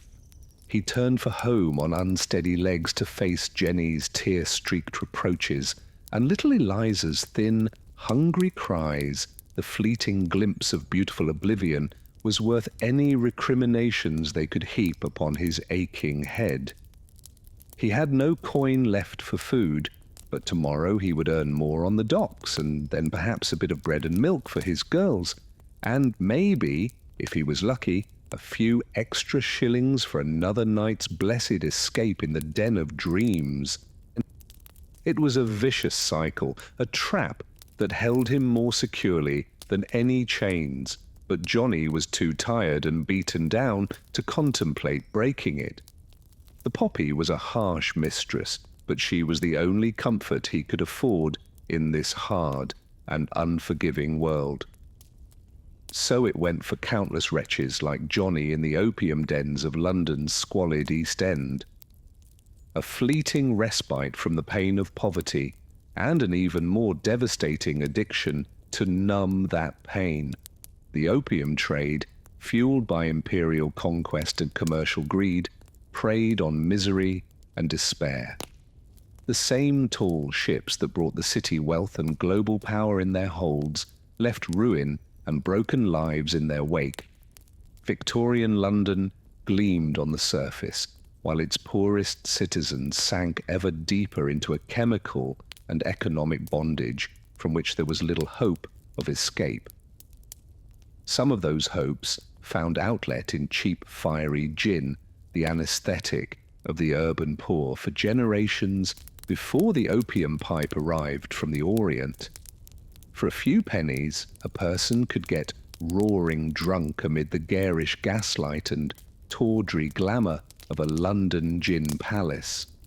These plush drinking dens were designed to lure the working classes with their promise of affordable luxury and quick intoxication. Ornate brass fittings, gleaming mahogany counters, and etched glass lamps winked and glittered, creating an air of Tinsley opulence. Smartly uniformed barmen dispensed gin in heavy cut glass tumblers. Massive mirrors behind the bar multiplied their reflections into an infinite sparkling regression, a visual illusion of prosperity and plenty.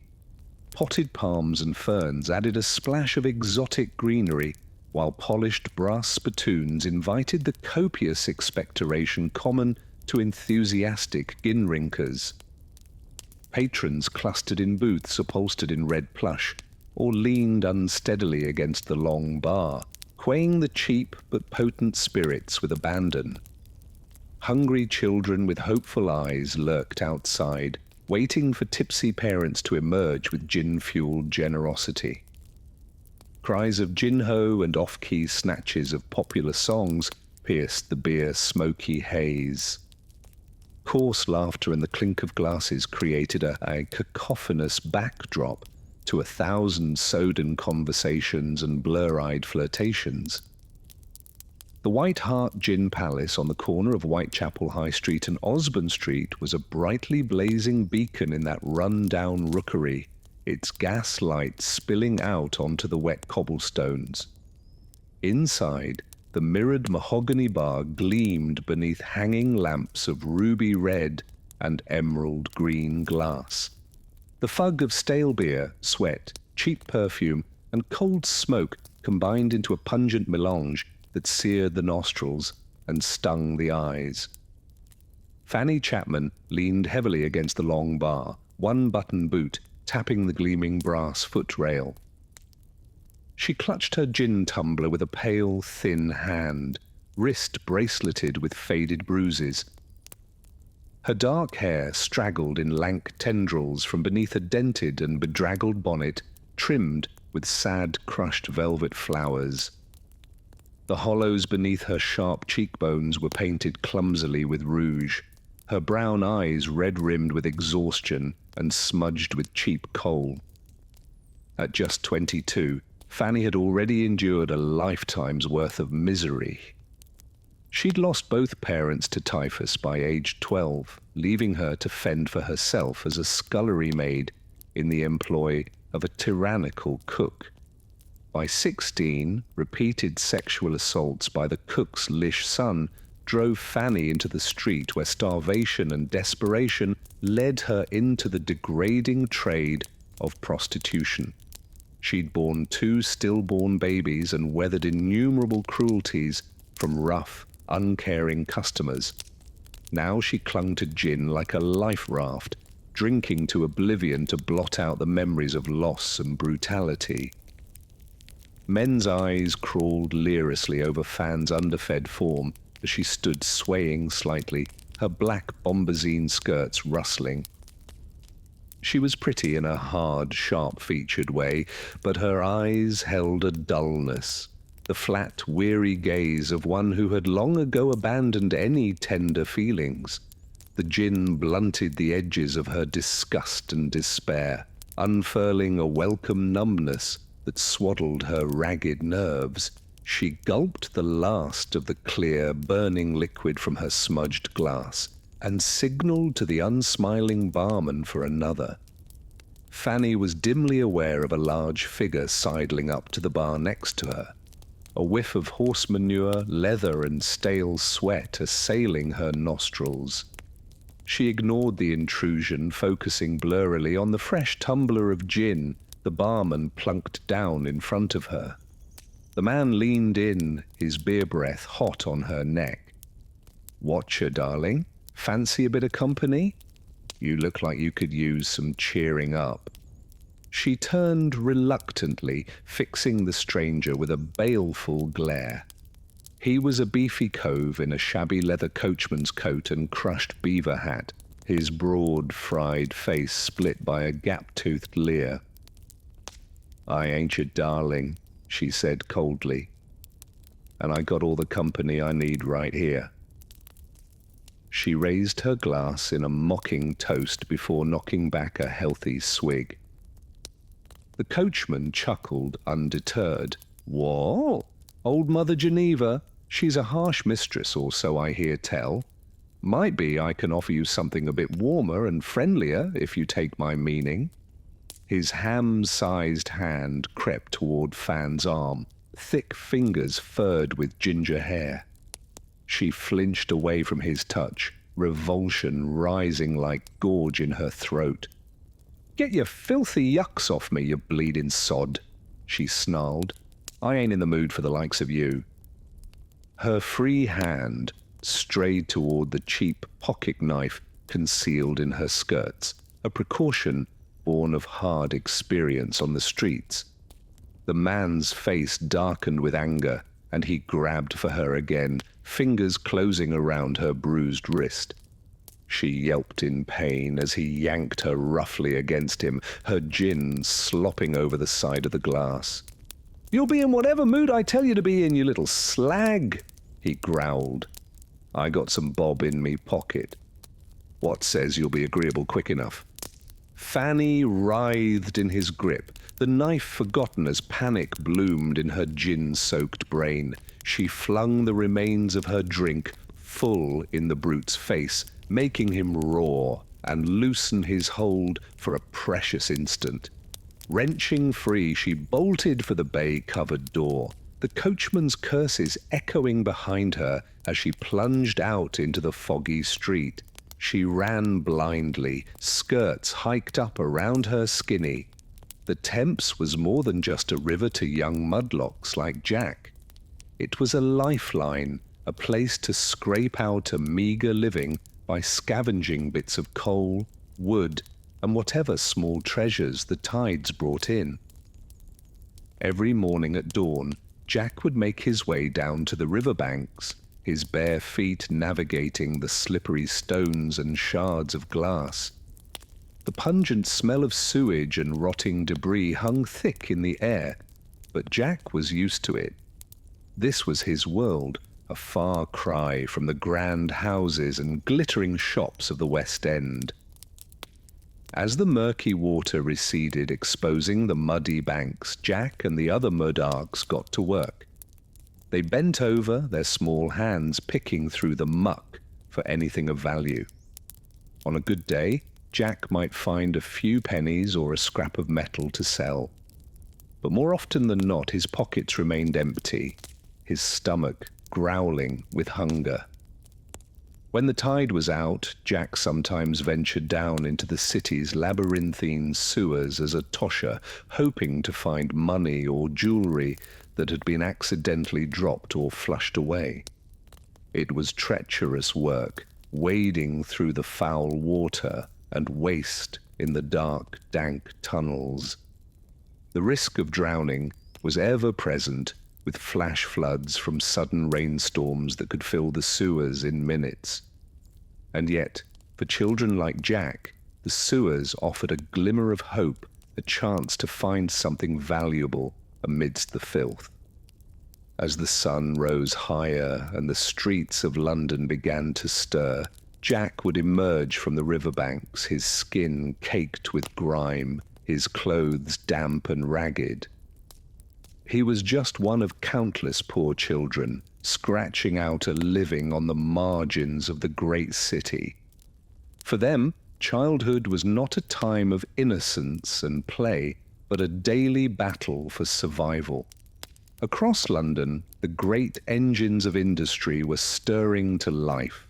The factories, sweatshops, and workhouses that powered the British Empire.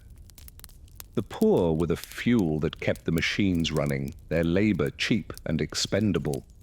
And when they could no longer work, when sickness or injury or old age took hold, the workhouses awaited them.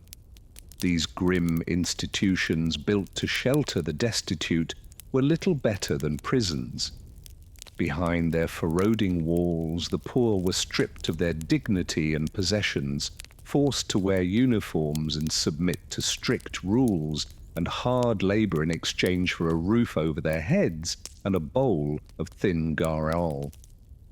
Families were ruthlessly separated, husbands from wives, parents from children. Many entered a workhouse, never to see their loved ones again. They toiled in the oakum sheds, picking apart old ropes until their fingers bled, or broke stones until their backs ashed. All for a meagre subsistence that kept them barely alive. One young woman, Annie Chapman, found herself in the harsh confines of a workhouse as a teenager.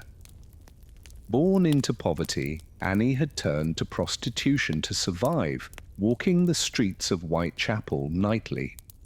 The workhouse must have seemed a welcome respite from the dangers and degradation she faced. But Annie could not know the grim fate that awaited her. Years later, her body would be found brutally mutilated, her throat slashed in the shadows of a Whitechapel yard. One of the first victims of the notorious Jack the Ripper. The spectre of the Ripper would soon stalk the gaslit streets, striking terror into the hearts of London's underclass. For now, though, the business of the great city lurched forward, heedless of the suffering in its midst. The London docks teemed with ships from every corner of the globe, their holds bursting with the wealth of the British Empire. Tea from India, silk from China, rubber from Malaya, cocoa from Africa. An army of dock workers toiled to unload the precious cargo. Lascases from Bengal, Irish navies, East End costers. They laboured for long hours in all weather, their bodies straining under heavy loads, always one accident or injury away from destitution. The docks were a place of sweat and blood, of groaning winches and shouted oaths in a babel of languages. Accidents were common and lives were cheap. In 1852, an iron barge carrying barrels of coal tipped over at Cuckold's Point. 8 men were trapped beneath the hull, screaming and pounding as the temps rushed in. By the time they were brought up, 6 had drowned and 2 were barely alive, coughing up the dark, filthy water. Such scenes were all too ordinary along the bustling Thames quays. The hunger for profit overpowered any concern for human life. There was always a fresh supply of desperate labourers willing to risk their necks for a day's pay. In the sweatshops of the East End, the poor toiled under equally wretched conditions. Huddled over sewing machines in close, airless rooms, ranked with the stench of sweat and cheap gin. Women and children worked up to 16 hours a day, stitching endless shirts and trousers for the fashionable shops of Regent Street. Their eyes strained in the dim light, their lungs choked with lint and dust. Badly nourished and overworked, they easily fell victim to disease. Tuberculosis, known as Taylor's disease, cut a brutal swath through the crowded slums. One of the most notorious trades for women was matchstick making. In dark, cramped factories, rows of pale match girls deftly dipped the slender wooden sticks into vats of white phosphorus, their skin absorbing the terrible poison with every breath. Many developed the dreaded F-side jaw, a horrific disfigurement that slowly ate away their teeth and bones. The plight of the match girls gained national attention in 1888 when activist Annie Besant published a damning expose of the working conditions at the Bryant and May factory. Besant described girls as young as 12, toiling 14 hours a day for a pittance, their gums bleeding and their hair falling out from phosphorus exposure. Public outrage over this white slavery eventually led to the famous Match G girls' strike and some modest reforms. But life for most factory workers remained a bleak cycle of overwork and illness. Their brief lives snuffed out like matchsticks. They were cogs in the great machines of empire, easily replaced when broken or worn down.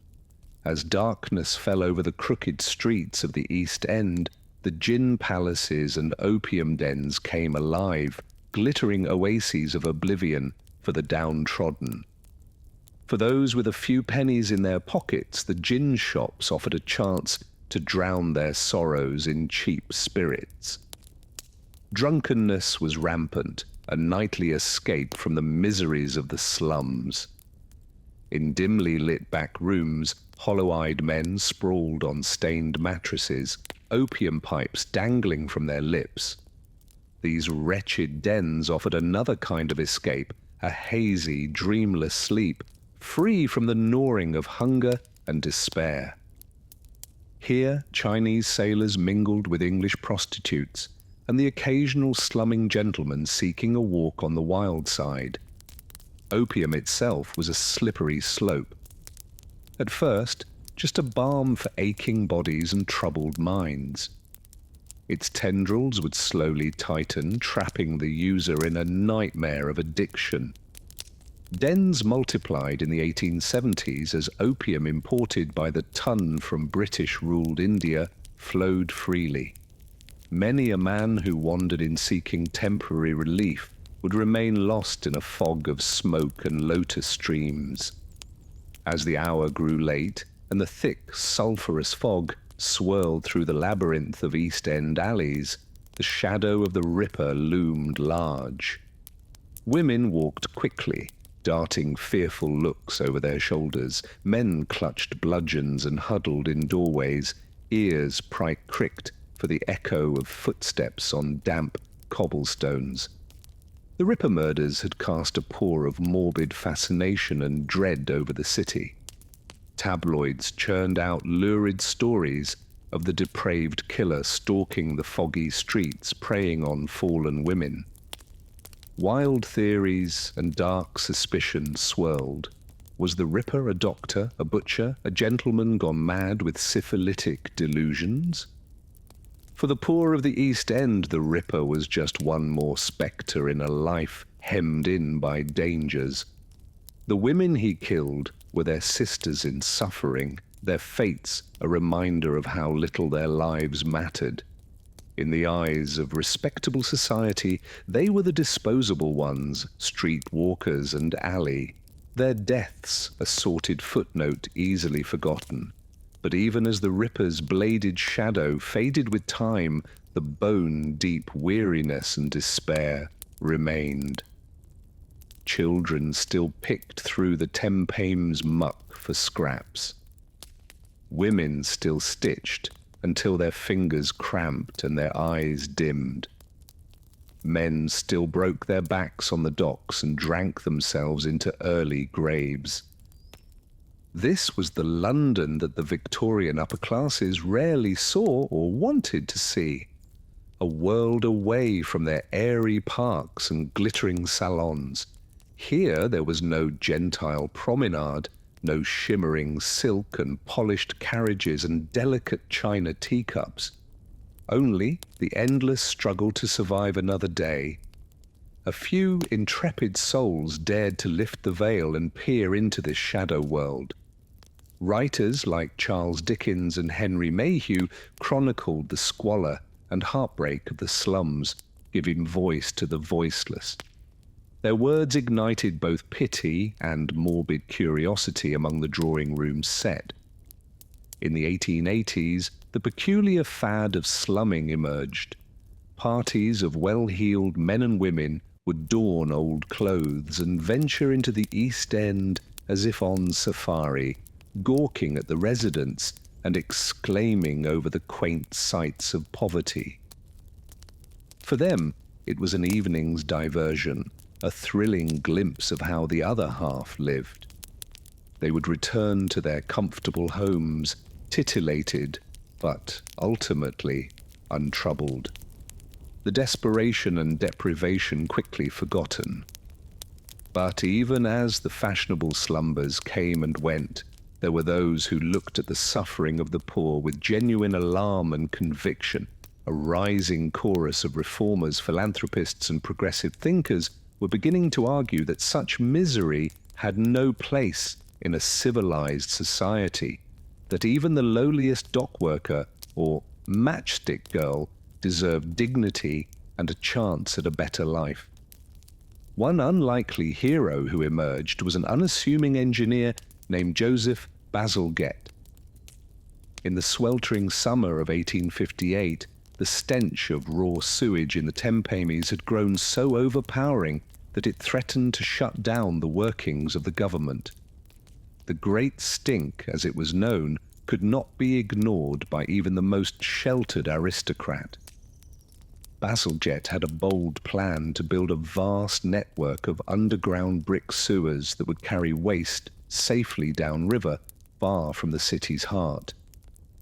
It was a mammoth undertaking that would ultimately stretch over 1,100 meters and take nearly 20 years to complete. The engineer faced ridicule and resistance from many quarters.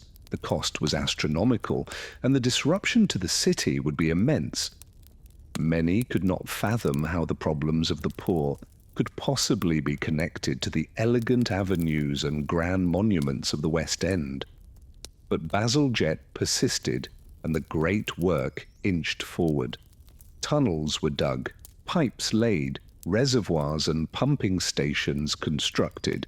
Slowly but surely, the fated streets of old London were vanishing, replaced by a hidden world of engineering marvels that would serve the city for generations to come.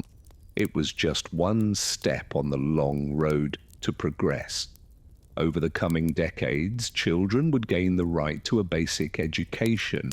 Housing reformers would begin to clear the worst of the slums and build new model dwellings. Labor laws would curb the worst abuses in factories and mines. Change came in fits and starts, the old ways stubbornly clinging like a dank fog. There would be many steps back for every hard-won stride forward. The poor would remain, their struggles still desperate, their burdens still heavy. But a corner had been turned, a quiet revolution set into motion. The cold Victorian heart was beginning to thaw, to contemplate its own complicity in the suffering of the many. If Dickens and Mayhew had helped to prick the conscience of the age, then it was the clamour of match girls and dockers, the scolding of labour activists, and the unstinting work of reformers that would begin to reshape the social landscape. They were the little match flames bravely sputtering to life, casting the first fragile light into the gloom.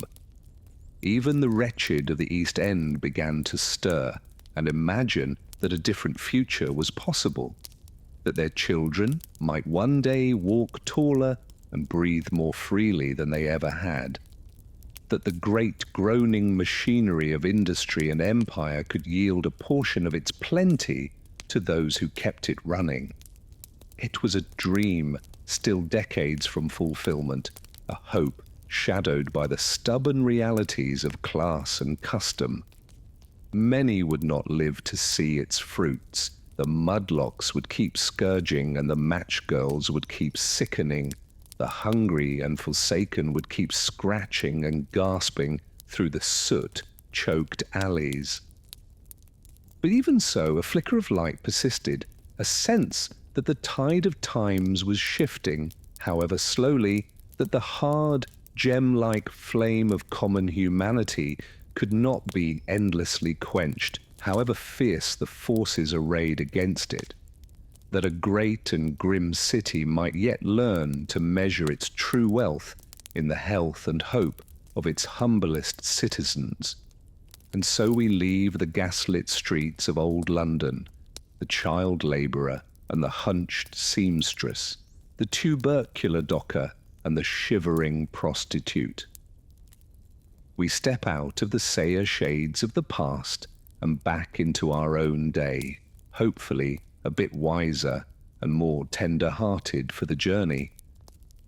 The struggles of those whose weary feet trod those cobblestones are not entirely behind us. The injustices they faced echo in our own time, wearing different guises but cutting just as deep. The shadows of poverty and despair still linger even amid the bright lights of our modern age. But we can look to the East Enders of old and take heart from their resilience in the face of crushing odds, from their refusal to be ground down, to accept the fate handed to them, from the way they lifted each other up in small, unsung acts of grace and solidarity. We can let their memory be a spur to our own empathy and action, to never look away from suffering, to never grow complacent or callous in the face of want, to believe that no soul is disposable and no child's future foreclosed by the accident of birth.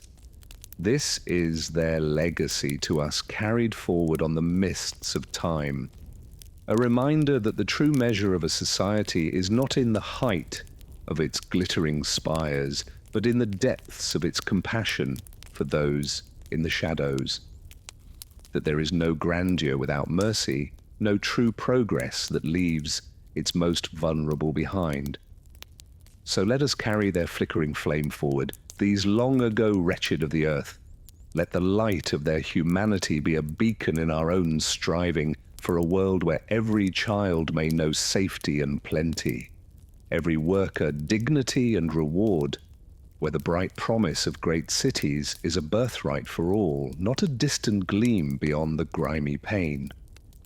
This is the task left to us by the bones and ashes of old London, to take up the hard, unfinished work of bending the arc of history towards justice, to mend what is broken and lift up what is laid low, to craft a future worthy of those whose toil and tears laid the foundation stones, however unwillingly. It's a long twilight struggle, the work of generations, But as we labor on, may we forever carry the memory of the East End pour in our hearts, their sorrows and their small triumphs, their unquenchable spirit in the face of unimaginable adversity. In the warp and weft of their lives, roughly woven and too quickly cut short, we may yet find the threads of our own better angels, the pattern of a more luminous tomorrow. The long Victorian night is over, but the dream kindled in those gas-lit alleys of a world where every soul might climb free of the smog to greet a brighter dawn remains to us fragile yet fierce, an inheritance and a sacred charge. May we lift it high and carry it forward, a rushlight against the gloom until the day when its radiance is undiminished and all the dark corners of human suffering are forever banished to shadow and memory.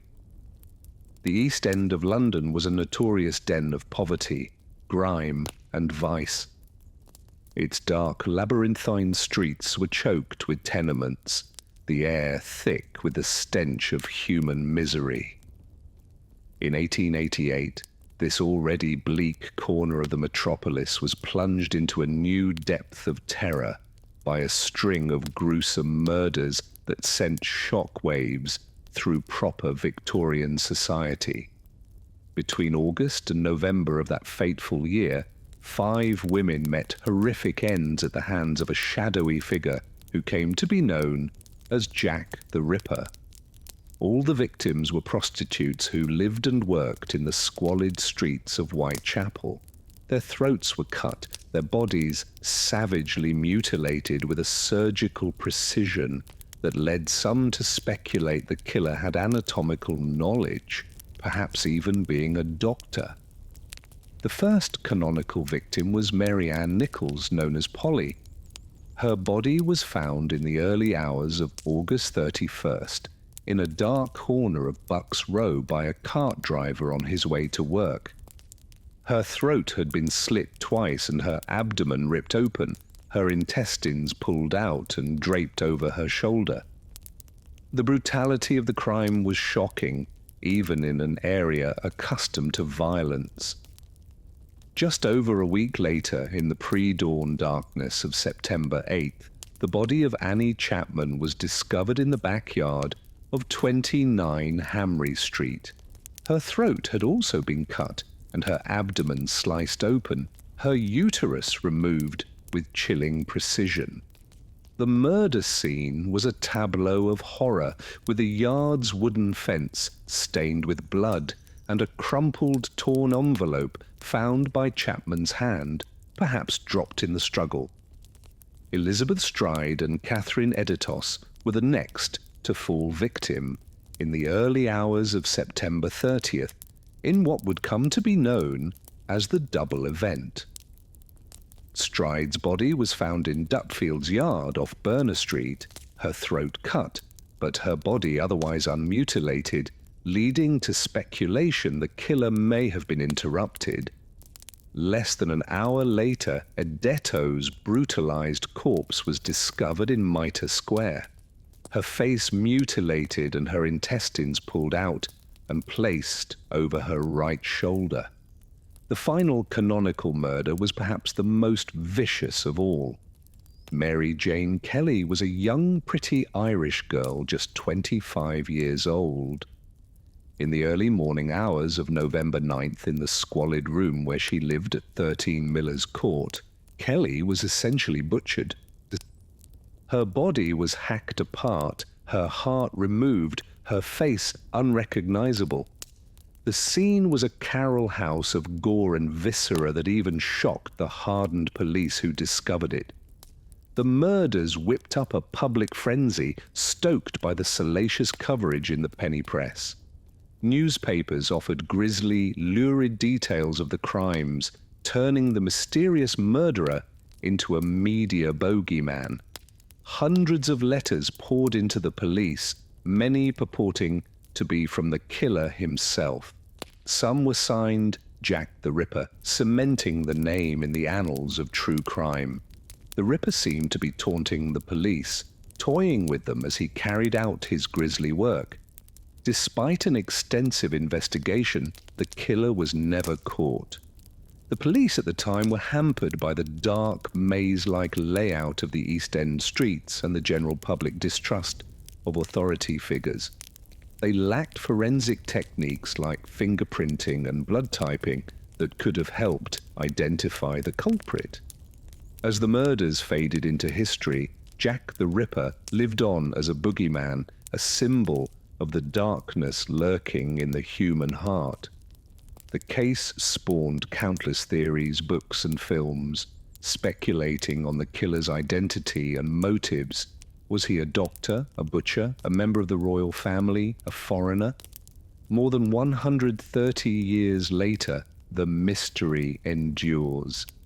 But beyond the morbid fascination and conspiracy theories, the Ripper murders shone a light on the plight of London's poor and the precarious existence of women on the margins of society.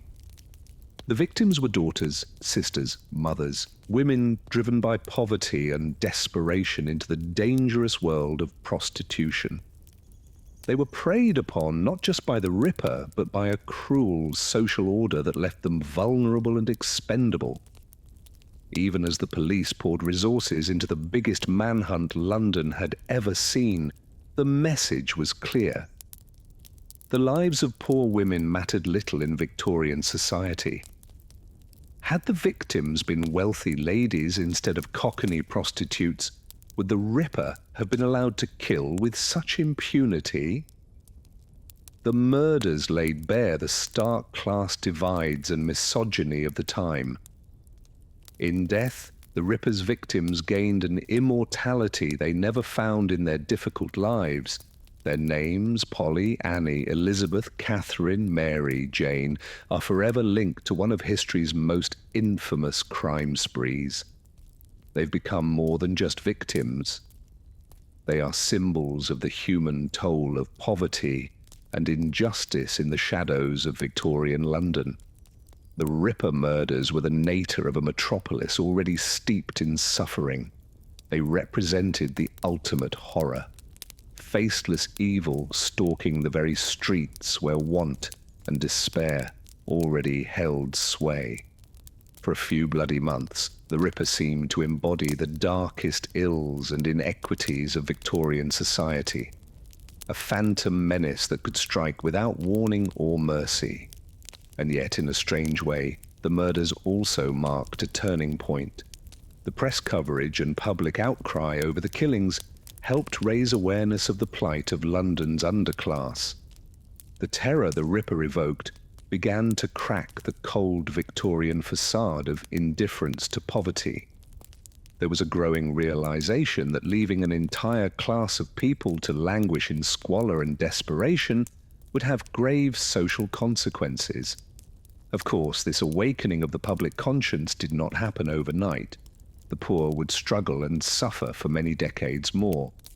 But the Ripper murders were a flashpoint, a grim reminder of the human cost of neglect and injustice. They forced London to confront the Gorgon hidden in the depths of the East End, the nightmare that sprung from the very rot and decay polite society tried so hard to ignore. Today, the identity of Jack the Ripper remains a mystery, an enduring cipher for the darkest impulses of the human soul. But his victims are silent no more. In death, they still have much to tell us of the world they inhabited, the hardships they endured, the small joys and crushing sorrows of lives lived on the knife edge of destitution. Their stories are not for the faint of heart. They speak of a time and place where life for the poor was, in the words of philosopher Thomas Hobbes, nasty, brutish, and short. The Ripper was but an exclamation point at the end of that sentence, a monster born of monstrous circumstances, but in remembering the victims and the society that shaped and ultimately failed them, we honor their humanity.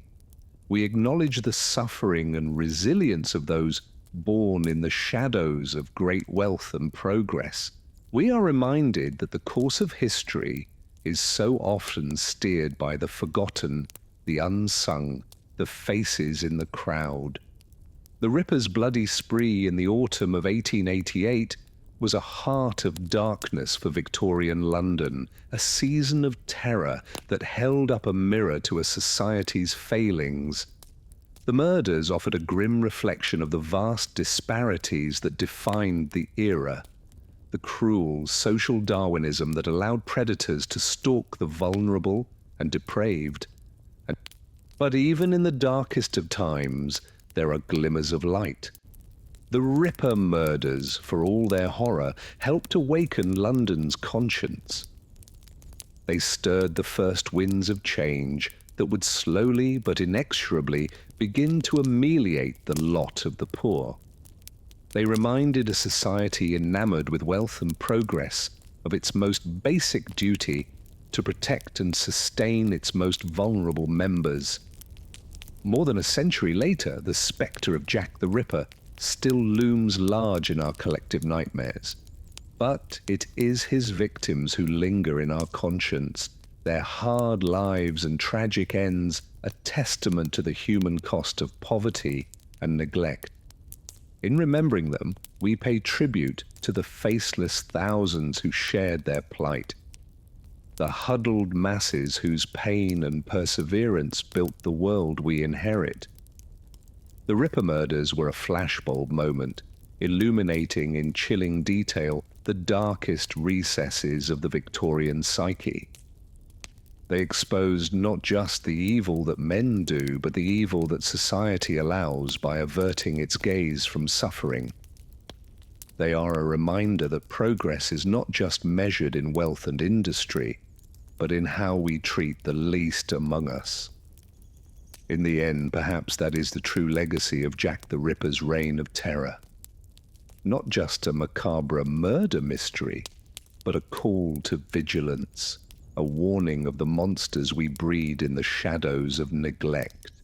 The Ripper was a demon born of a demon time, a reckoning for a society's sins as much as a man's. And as we lay our heads down to rest, let us spare a thought for Polly, Annie, Elizabeth, Catherine, and Mary Jane. The Ripper's victims, but also Victoria's victims, casualties of a society that weighed their worth and found it wanting. In the retelling of their stories, we give them a voice, a place in the tapestry of history. We remember not just how they died, but how they lived, struggling, striving, dreaming in the face of impossible odds. Their lives and deaths are a testament to the human spirit, to the resilience of those who persist in the darkest of circumstances. They remind us that even in the bleakest of times, hope endures, a light that flickers but never quite goes out. And in honoring their memory, we keep that flame alive, a beacon to guide us through the shadows of our own uncertain times. So let us remember Jack the Ripper's victims and all the forgotten souls who shared their struggles. Let their stories be not just a morbid fascination, but a call to empathy, to action, to build a world where no one is left to languish in the shadows. That is the true reckoning the Ripper demands of us. A blood debt paid not in terror, but in tears of compassion. As we drift off to sleep, let the ghosts of Victorian London be not just spectres of a dark past, but guardians of a brighter future. Silent sentinels urging us to be better, to do better, for all those who share our fleeting moment in the sun. In their whispers, we may yet find the wisdom and the will to build a world where even the humblest among us can walk without fear, where the only shadows are those of tall trees and grand dreams. The slums of London were a world apart from the grand manors and gaslit avenues of the city's wealthy West End. In the teeming tenements and rookeries of neighbourhoods like Whitechapel and Spitalfields, whole families crowded into single rooms with little light, ventilation, or sanitation. The fated streets were choked with rubbish, and the waste of humans and animals alike, putrefying into a reeking miasma that bred disease and despair. Imagine yourself as young Jack Lucky Jones, a spry 12-year-old lad, scampering along the muck of the river's shores at low tide. Jack was a mudlock, one of the many poor children who scavenged the riverbanks for precious scraps of coal, bits of rope, or anything else that could be sold or used. The mud sucked at his bare feet, studded with shattered glass and rusted nails, but Jack's keen eyes and quick hands darted over the debris, hoping to spy a shimmering coin or a scrap of silver amid the filth. Sometimes Jack got lucky. That's how he earned his ironic nickname among the other mudlocks. A shilling here, an old pocket watch there. Once he even found a gold tooth, but more often the pickings were slim, his stomach growling after hours hunched in the muck. On those lean days, Jack might try his hand at being a tasher. A tasher was a scavenger sewers, wading through the dark tunnels in search of lost coins, bits of scrap metal, perhaps a silver spoon if he was lucky. It was even filthier, more dangerous work than mudlocking. The stench was overwhelming in the claustrophobic brick passages. Jack ran the risk of drowning if he was caught by a sudden rush of rainwater and sewage. Rats skidded past in the dark, and strange fungi clung to the clammy walls. But when you're hungry, you'll risk quite a lot for a chance at a few fairings to fill your belly. Still, as grim as mudlocking and toshering could be, it was better than the alternative, ending up in the workhouse. The workhouses were supposed to be places of refuge for the poor and destitute, funded by local parishes. But they were run more like prisons than charities. Upon entering a workhouse, the poor were stripped of their personal belongings and freedom. Families were separated, with husbands and wives housed in different wings, and children sent to either the children's ward or industrial schools. Imagine long days of back-breaking work, breaking stone, picking oak, unraveling old ropes, or sewing rough uniforms. Meals were meagre, often just watery, egr, and stale bread. The able-bodied poor were expected to earn their keep through labour. The sick were warehoused in crowded, unsanitary infirmaries, where diseases like typhus ran rampant. The elderly and infirm whiled away their last days in the grim old people's ward. For most, ending up in the workhouse was a fate barely better than slow starvation on the streets. One woman who knew the misery of the workhouse all too well was Annie Chapman. Born into poverty, Annie had endured a stint in the Dorset workhouse as a young woman before marrying and having children. But her life took a tragic turn when her husband died, leaving her destitute. Like many poor women, she resorted to prostitution to survive, supplementing her meagre earnings as a charwoman. Annie rented a tiny room on Hanbury Street in Spitalfields, bringing back clients to the dingy space she could barely afford. In the pre-dawn hours of September 8th, 1888, her mutilated body was discovered in the backyard of 29 Hanbury Street. Her throat had been slashed down to the bone, and her abdomen ripped open, intestines pulled out and arranged over her shoulder. Annie Chapman was the second victim of the most notorious serial killer in history, Jack the Ripper.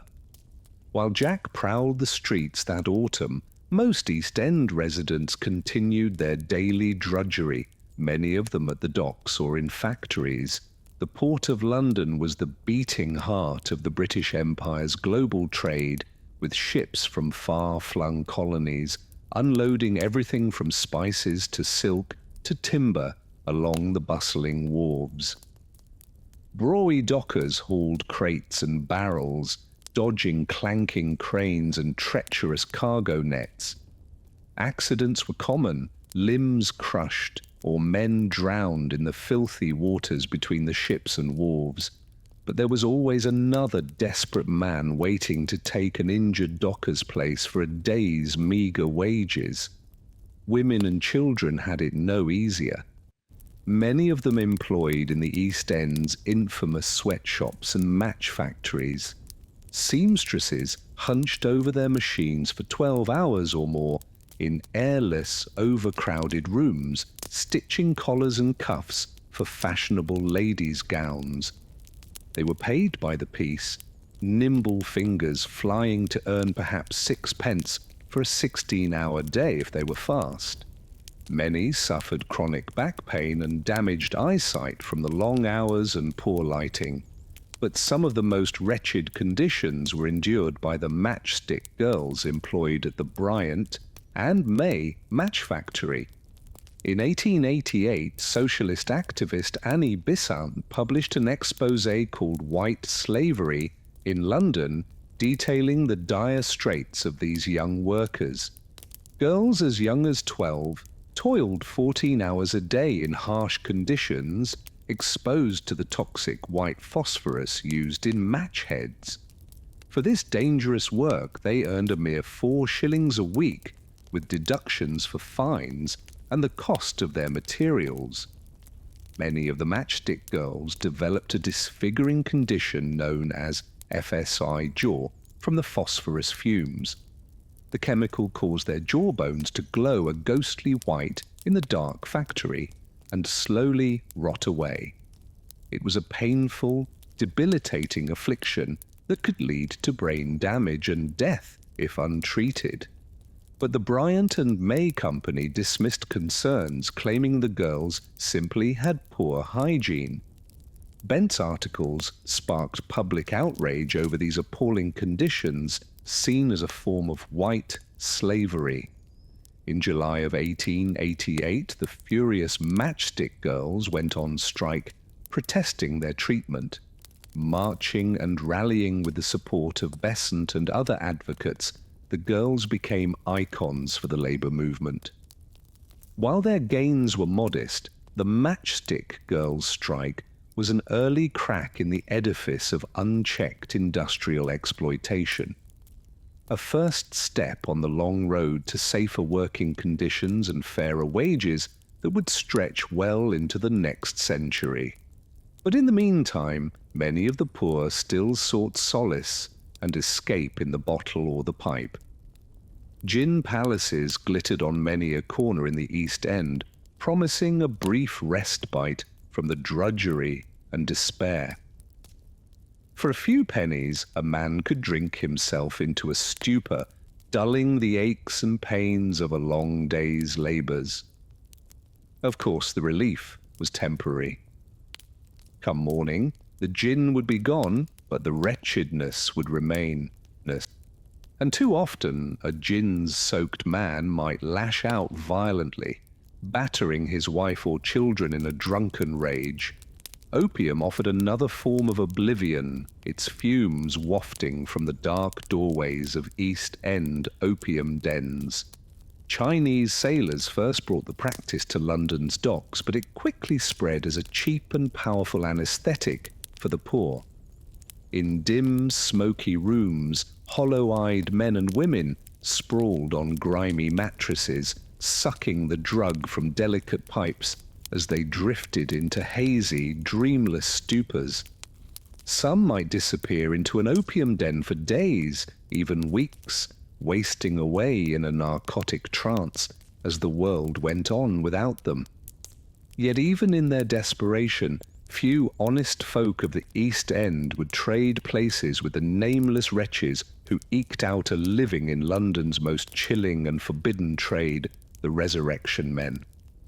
In a time when the study of anatomy was advancing rapidly, the need for human corpses far outstripped the legal supply.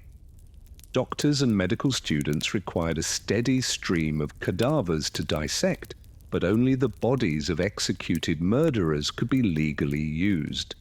So an illicit market emerged, a macabre commerce in stolen corpses dug fresh from paupers' graves. In the dead of night, the resurrection men would creep into graveyards, shovels and sacks in hand. With speed and practiced skill, they unearthed the newly buried, hacking through coffin lids and hauling out the bodies to be whisked away in a cart. A fresh corpse could fetch as much as 10 guineas from a desperate anatomist, a small fortune. The gruesome practice filled the public with dread and revulsion. Fears of one's own body being spirited away and desecrated after death. Grieving families of the poor would keep vigil by new graves for days to deter the body snatchers. Iron cages called mort safes were affixed over plots as a grim form of protection. Some even resorted to booby-trapping fresh graves with tripwires and explosives. While the resurrection men plied their grisly trade in the shadows, London high society developed a strange fascination with poverty as entertainment. Slumming became a popular pursuit for the well-to-do, a voyeuristic form of tourism to the meanest streets of the East End.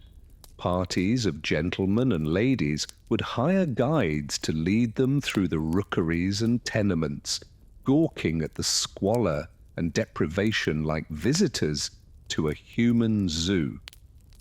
Some even attended special slumming balls where they could dress down as beggars and thieves, play acting at poverty for a night before returning to their comfortable homes. It was a callous kind of thrill-seeking, a way to flirt with the city's underbelly without getting one's hands too dirty. But for reformers and philanthropists, this exposure to the poor's wretched conditions could also be a powerful motivator. Appalled by what he witnessed in the slums, journalist Henry Mayhew made it his life's work to document the realities of London's poor in his landmark book, London Labour and the London Poor. Through vivid interviews and unflinching descriptions, Mayhew brought the struggles of costers, street sweepers, rag pickers, and other humble workers to light. His work helped pierce the willful ignorance of the upper classes and spurred social conscience. Writers like Charles Dickens also drew back the curtain on London poverty, using their talents to craft vivid fictionalized portraits that stirred both sentiment and action. From the workhouse boys of Oliver Twist to the street urchins of Fagin's gang, Dickens put a human face on the sufferings of the poor, particularly children. His immense popularity made him a social justice advocate as much as an entertainer, inspiring reforms and charities. This rising tide of awareness and conscience would slowly, incrementally begin to change Victorian society. Charities and movements sprang up to minister to the poor in both body and soul. The Salvation Army, founded in 1865, embodied this new drive to offer both material aid and spiritual succor. Their motto was soup, soap, and salvation. First, tend to the basic needs of the hungry and destitute. Then offer them the hope of God's grace. But it would take more than soup and sermons to cure the deep ills of London poverty. Real lasting progress would require major feats of engineering and political will to create a city that could be livable for all its citizens, rich and poor alike. And in 1858, the stench of human misery that permeated London would become too overwhelming to ignore any longer. They called it the Great Stink. That summer of 1858 was the hottest on record in London, with temperatures soaring above 90 degrees Fahrenheit for days on end. As the mercury rose, so did the stench. The fetid waters of the river Thames, long used as an open sewer, began to cook and ferment in the brutal heat. The result was an ungodly that enveloped the city like a noxious fog. At the time, London lacked any kind of comprehensive sewage system. Waste from privies, elleries, and abattoirs simply flowed into ancient storm drains that emptied directly into the Thames. During the Great Stink, the river transformed into a bubbling, putrid stew of human and animal filth. The miasma was so thick and eye-watering that it became known as the monster soup. As the stink intensified, London ground to a halt. Boat traffic on the Thames ceased as no one could bear to be near the revolting river. Judges at the Old Bailey courthouse soaked their handkerchiefs in chloride of lime in a futile attempt to block the smell. Even the newly constructed Houses of Parliament, perched right on the river's banks, became uninhabitable as the stench seeped through the halls and chambers. Members of Parliament discussed moving upriver to escape the noxious vapours.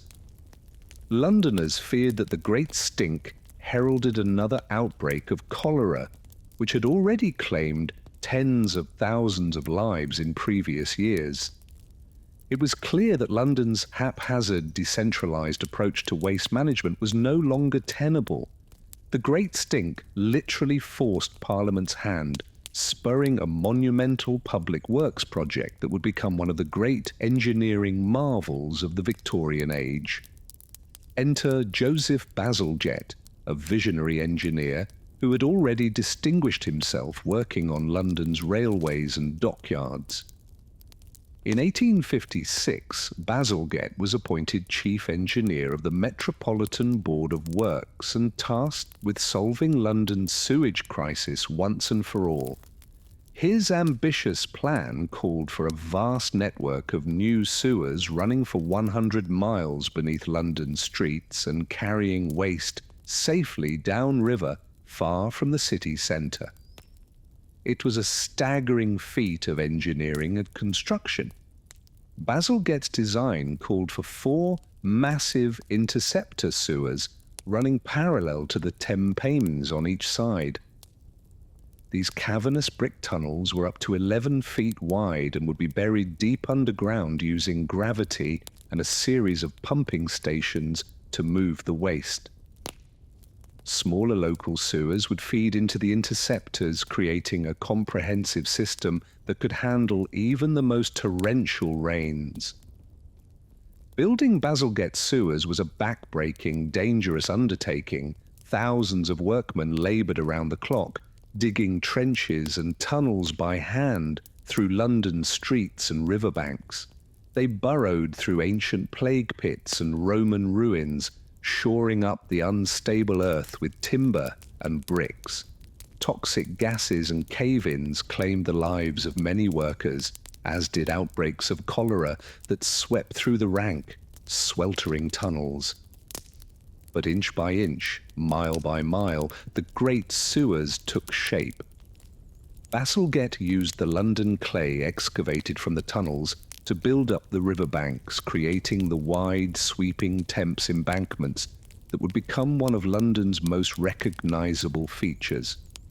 The Victoria, Albert and Chelsea embankments added 52 acres of new, prime riverfront real estate featuring broad thoroughfares and lush gardens. The southern outfall sewer alone stretched for 11 miles from Deptford to Cross, where Bazalgette built a magnificent pumping station to eject the waste into the Thames estuary on outgoing tides. With its soaring Gothic turrets and cathedral-like interiors, the Crossness pumping station was a monument to Victorian engineering prowess, a literal cathedral of sanitation. When the new sewer system was completed in 1875, it was hailed as a triumph of human ingenuity over the chaos of nature. The death rate from cholera and other waterborne diseases plummeted as London's drinking water became noticeably cleaner. The Thames began to recover from centuries of abuse, its waters running clearer and fish returning to its depths. Basilgate sewers had quite literally saved London from drowning in its own filth. But as monumental an achievement as the sewers were, they alone could not wash away the entrenched poverty and human suffering that still gripped much of London. Real progress would also require a change in the hearts and minds of those in power, a willingness to see the poor as more than an abstract mass to be managed and contained. And slowly but surely, the Victorian conscience was awakening to the plight of the less fortunate. In the squalor of the East End slums, a new kind of hope was taking root. Social reformers and philanthropists were venturing into the depths of poverty, not just to gawk or proselytize, but to listen and understand. They built schools and orphanages, settlement houses and soup kitchens. They fought for child labour laws, public health measures, and decent housing for the working poor. Some of the most unlikely agents of change were London's own poor, banding together to improve their lot through mutual aid societies and labour unions. The women of the Bryant and May Match Factory, once symbolising the depths of industrial exploitation, became the spark for a new labour movement. Their strike in 1888 lit a fire that would spread to other industries as workers demanded safer conditions, shorter hours, and a living wage. Of course, progress was slow and uneven. The gears of entrenched power and prejudice grind slowly. But the seeds of change had been planted in the fated soil of London's slums. The misery and degradation of the poor could no longer be ignored or accepted as simply the natural order of things. The old Victorian certainties were crumbling, making way for a new, more humanist age. As the century drew to a close, London remained a city of stark contrasts, glittering wealth and privilege alongside grinding. Jack Jones was just one face among multitudes whose stories have been lost to history. In 1861, social researcher Henry Mayhew estimated there were 100,000 mudlarks alone, scavenging a meagre existence along the filthy Thames riverbanks. With so many of London's poor engaged in such back-breaking, dangerous labour, it's little wonder average life expectancy in the East End was just 29 years, compared to 55 years for the city's upper classes. For those with no other options, a last refuge could be found in London's workhouses. Established under the harsh New Poor Law of 1834, they were deliberately designed to be foreboding and punitive to discourage all but the most desperate. Imagine entering the gloomy prison-like edifice of the St. Marillion workhouse, stripped of your possessions and dignity. Men, women, and children were separated, personal clothes replaced with rough uniforms, hard labour, strict rules, and meagre meals of thin GRL awaited, all to make poverty as demeaning and unpleasant as possible. One woman who found herself at the mercy of the workhouse system was Annie Chapman. Born in 1841, Annie married at 16 and had 3 children, but descended into alcoholism and destitution after her husband's death. In and out of workhouses, she eventually turned to prostitution to survive, eking out a tenuous existence in the nightly shadow world of Whitechapel. In 1888, the hard luck of Annie's life reached a grisly culmination when her body was discovered brutally mutilated. The second confirmed victim of the notorious Jack the Ripper. Chapman's short, hard, Scrabble life and vicious death exemplified the vulnerability and desperation of London's underclass women. For many, what little employment they could find was in the harsh realm of factories and sweatshops. In the suffocating confines of the Bryant and May Match Factory, girls as young as 12 toiled up to 16 hours a day for a pittance in horrendous conditions. Exposure to toxic white phosphorus used in match heads caused many to develop the grotesque deformity known as FSI jaw, as the compound ate away at the bones of their faces. Public awareness of these dangers was raised by social reformer Annie Besant, who published a damning article on the Match G girls' plight in 1888. She decried the white slavery of such abusive child labor and helped instigate the famous London match girl strike that year. While small gains were made in pay and conditions, the lot of factory girls remained grim. Besant remarked, "I had seen suffering and death in the East End, but nothing I had seen equal the misery of these poor girls. Beaten down by unrelenting poverty and the crushing weight of their lot in life, London's destitute turned to what small comforts they could find: cheap gin and opium. In foul-smelling dens and grimy gin palaces they sought oblivion and temporary escape from cold, hunger, and despair." An observer described one such arvel as dark, low, and stifling, full of a heavy vapor. Men and women were lying on the wretched beds or crouching on the floor. A few lamps on the walls shed a dim light on the scene. Some were picking at their arms or legs with needles. Opium funneled into London's rookeries by merchants from Britain's Indian possessions offered a cheap and ready stupor. Users sprawled insensate on filthy mattresses, sometimes for days, in a twilight netherworld of drug-induced dreams and delirium. Meanwhile, gin shops dispensed turpentine-laced liquor that promised boozy oblivion by the dram to stupefied customers. In 1851, Dickens described these scenes. The gin shops remained open all night long, and the roar of drunkenness never ceased.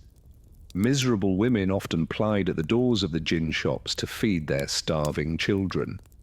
It was these same fog-choked, gas-lit streets and alleys that formed the perfect lurid backdrop for the most notorious criminal of the Victorian age. In 1888, recurring murders of destitute women in the Whitechapel slums created a fevered atmosphere of dread and morbid fascination. The victims, all prostitutes, had been brutally slashed and mutilated, their viscera strewn about by a seemingly uncatchable killer, soon known as Jack the Ripper. The Ripper's savagery was shocking even to a public jaded by the everyday brutalities of London's underworld. His crimes seemed to spring from some unknowable motive and alien evil beyond comprehension. Wild theories about the murderer's identity abounded. A deranged butcher, a mad doctor, even a member of the royal family. The fact that he was never apprehended only enhanced the growing mythos of a phantom-like monster with satanic cunning preying on the most helpless dregs of society.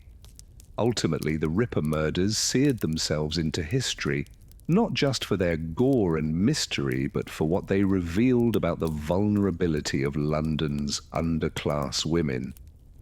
It threw into harsh relief how they existed at the very bottom of the city's hierarchy, leading short, brutish lives, snuffed out in squalid obscurity until a maniac's blade made them briefly, gruesomely newsworthy. Their fates were a reminder that for those not born to privilege in Victorian London, life was too often nasty, desperate, and short. Even in death, the poor could not escape indignity and exploitation. For those whose families lacked the means for a proper funeral, the grim spectre of the resurrection men, grave robbers who snatched corpses to sell to medical schools for dissection, was a constant fear. The macabre trade stemmed from laws that only permitted executed criminals to be used for anatomical study. creating a gooish black market. In 1831, in a shocking scandal known as the Italian boy case, a gang was found to have murdered a homeless child and sold his corpse for dissection. The resurrection trade flourished in part because death was so ubiquitous in Victorian London. Disease, malnutrition, and squalid living conditions meant mortality visited the lower classes with grim frequency. Tuberculosis, typhoid, cholera, and smallpox ravaged the crowded slums, their spread aided by poor sanitation and hygiene. In 1848 to 49, a cholera epidemic killed over 14,000 in London, mostly in the impoverished areas south of the Thames. The accepted scientific wisdom of the day attributed the disease to foul odour and miasmas. Not yet understanding it was waterborne and spread by contaminated drinking sources. It would take the crisis of the Great Stink in the summer of 1858 to spur real action. That year, London sweltered under a historically hot summer that turned the Thames, by then little more than an open sewer, into a noxious, reeking soup of human and industrial waste. The stench was so overpowering that Parliament, its chambers inundated with the stomach churning, draped the windows with curtains soaked in chlorine in a vain attempt to function. The ordeal finally spurred legislators to back a massive civic works project to construct a modern sewer network. The monumental effort was led by the great engineer Joseph Bazalgette, who designed and oversaw the building of over 1,100 meters of underground brick sewers to intercept waste and divert it far downstream. The tunnels were some of the most ambitious municipal engineering feats of the 19th century and a major factor in improving London's sanitation and health in the ensuing decades. Along with the sewers, Bazalgette built the Victoria and Albert embankments, which housed the pipelines and provided riverside promenades still enjoyed today. Bazalgette's sewers were a rare bright spot of progress for London's poor in an era marked more by piecemeal efforts than systemic change. Social reformers like journalist Henry Mayhew studied the miserable conditions of labourers, street sellers and urchins, but could only incrementally influence the public conscience. Charitable and religious organisations like the Salvation Army and the Quakers operated shelters, soup kitchens and ragged schools for deprived children, but their resources were dwarfed by the immensity of the need. Some limited government reforms aimed at bettering the lot of the underclass, such as the Education Act of 1870, providing funding for new schools, and the Factory Act of 1878, restricting child labour. Private philanthropists like American banker George Peabody funded model housing developments to replace some of the most squalid rookeries and tenements with healthier dwellings. But in most cases, such efforts only nibbled at the edges of the city's entrenched poverty and substandard living conditions. Perhaps the most dubious development was the Victorian middle and upper-ass vogue for slumming. Guided tours of the East End slums and opium dens to peer and gawk at their wretched inhabitants like exhibits in a zoo. Justified as charitable fact-finding missions, they tended to resemble more a form of poverty tourism. The elite rarely ventured into such precincts without a police escort, and returned to their comfortable homes, having done little to understand or alleviate the plight of those they regarded with a mixture of pity, disgust, and fascination.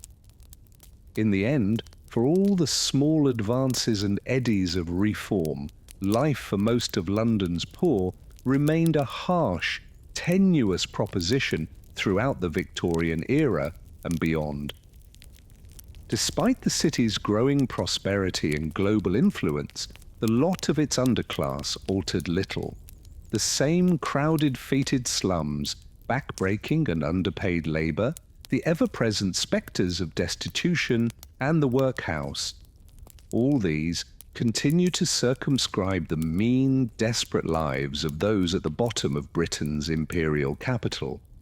It is hard not to contemplate their plight, to picture them toiling in the shadows of the Strand's grand facades and palatial townhouses, and not feel the injustice and waste of so many drawn, hopeless faces and talents ground to nothing by the great engine of empire. But we can also glimpse in the few who emerged to put a human face on that misery.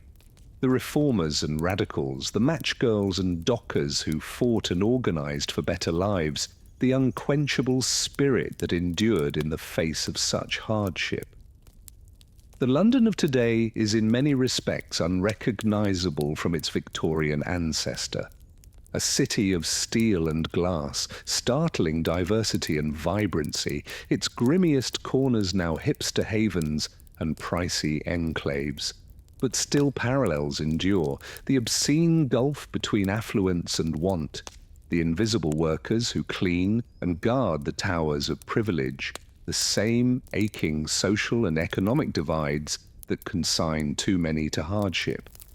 And in this, Victorian London stands eternally as a reminder and rebuke, asking us to remember how we treat the lowest among us, how we look after those ground beneath the wheel as our great cities rise ever skyward on the labours of ghosts. The poor of London faced a brutal calculus, work grueling, hazardous jobs in abysmal conditions, or risk death by starvation and exposure in the streets. For women, the options were even more agonizing. Imagine being Mary Ann Nichols, a 43-year-old mother of 5, cast out by her husband after a string of unlucky breaks. To avoid the workhouse, she takes up lodging in a shabby Whitechapel boarding house. But without respectable work, Mary must turn to the one thing no one can take from her, her body. Night after night, she walks the shadowy streets as a prostitute living in constant danger. Her bed might be a dank, filthy corner of Whitechapel, or if she's lucky, a 4-per-night cubicle at Wilmot's lodging house on Thur Street. She has little to call her own, a brush and comb, 2 petticoats, a pot of rouge. Every day is a desperate gamble between destitution and perhaps bringing home a shilling to live on. But even this wretched existence is soon cut short. In the early morning mist of August 31st, 1888, Mary's mutilated body is found on the cobblestones of Bucks Row, her throat cut to the bone. The grisly murder sends shockwaves through the East End, and for Mary's fellow prostitutes, it's a chilling warning of a new predator on the prowl, Jack the Ripper. The sad truth was long before the Ripper's reign of terror, women on the margins led precarious, expendable lives. Earning pennies as labourers or seamstresses was often not enough to survive on. So many were forced to sell their bodies, risking violence and disease. For poor women especially, Victorian London was a bleak and perilous place. They faced a double vulnerability to exploitation at work and brutality at home and in the streets. Wife-beating was shockingly common and even tolerated as a husband's right. Domestic violence drove many women to the streets in the first place. Walking those gaslit alleys at night, soliciting strangers, the threat of abuse was ever present. Rapes and beatings by clients or police were an occupational hazard to be borne in silence. A sex worker had little legal recourse. She was more likely to be arrested herself for public indecency or disorderly behavior. Pregnancy was another jeopardy. Contraception was scanty, and many prostitutes bore unwanted children. Backstreet abortions were risky procedures in dingy kitchens or rented rooms. more than a few women bled out or died of infection. Mary Ann Nichols left behind a bleak legacy for her children. Her son Edward followed his mother into a vagabond existence, hawking trinkets on the street. He took up a common law wife, but she soon died, some say, of drink. Edward himself later turned up in the workhouse infirmary, destitute and broken. Mary's daughter Alice fared scarcely better, winding up pregnant and unmarried at 16. She gave birth to her son in the grim confines of the Lambeth workhouse. Though little Victor grew up to be a butcher's boy and soldier, his beginnings were in the shadow of poverty his grandmother knew too well. These snapshots of family pain captured in workhouse records and census sheets tell a larger story. For London's poorest women and their offspring, misfortune begat misfortune down the generations. Nichols' tale was sadly typical. A life mired in deprivation, leading to a dangerous trade, and ending in a macabre footnote in the annals of crime.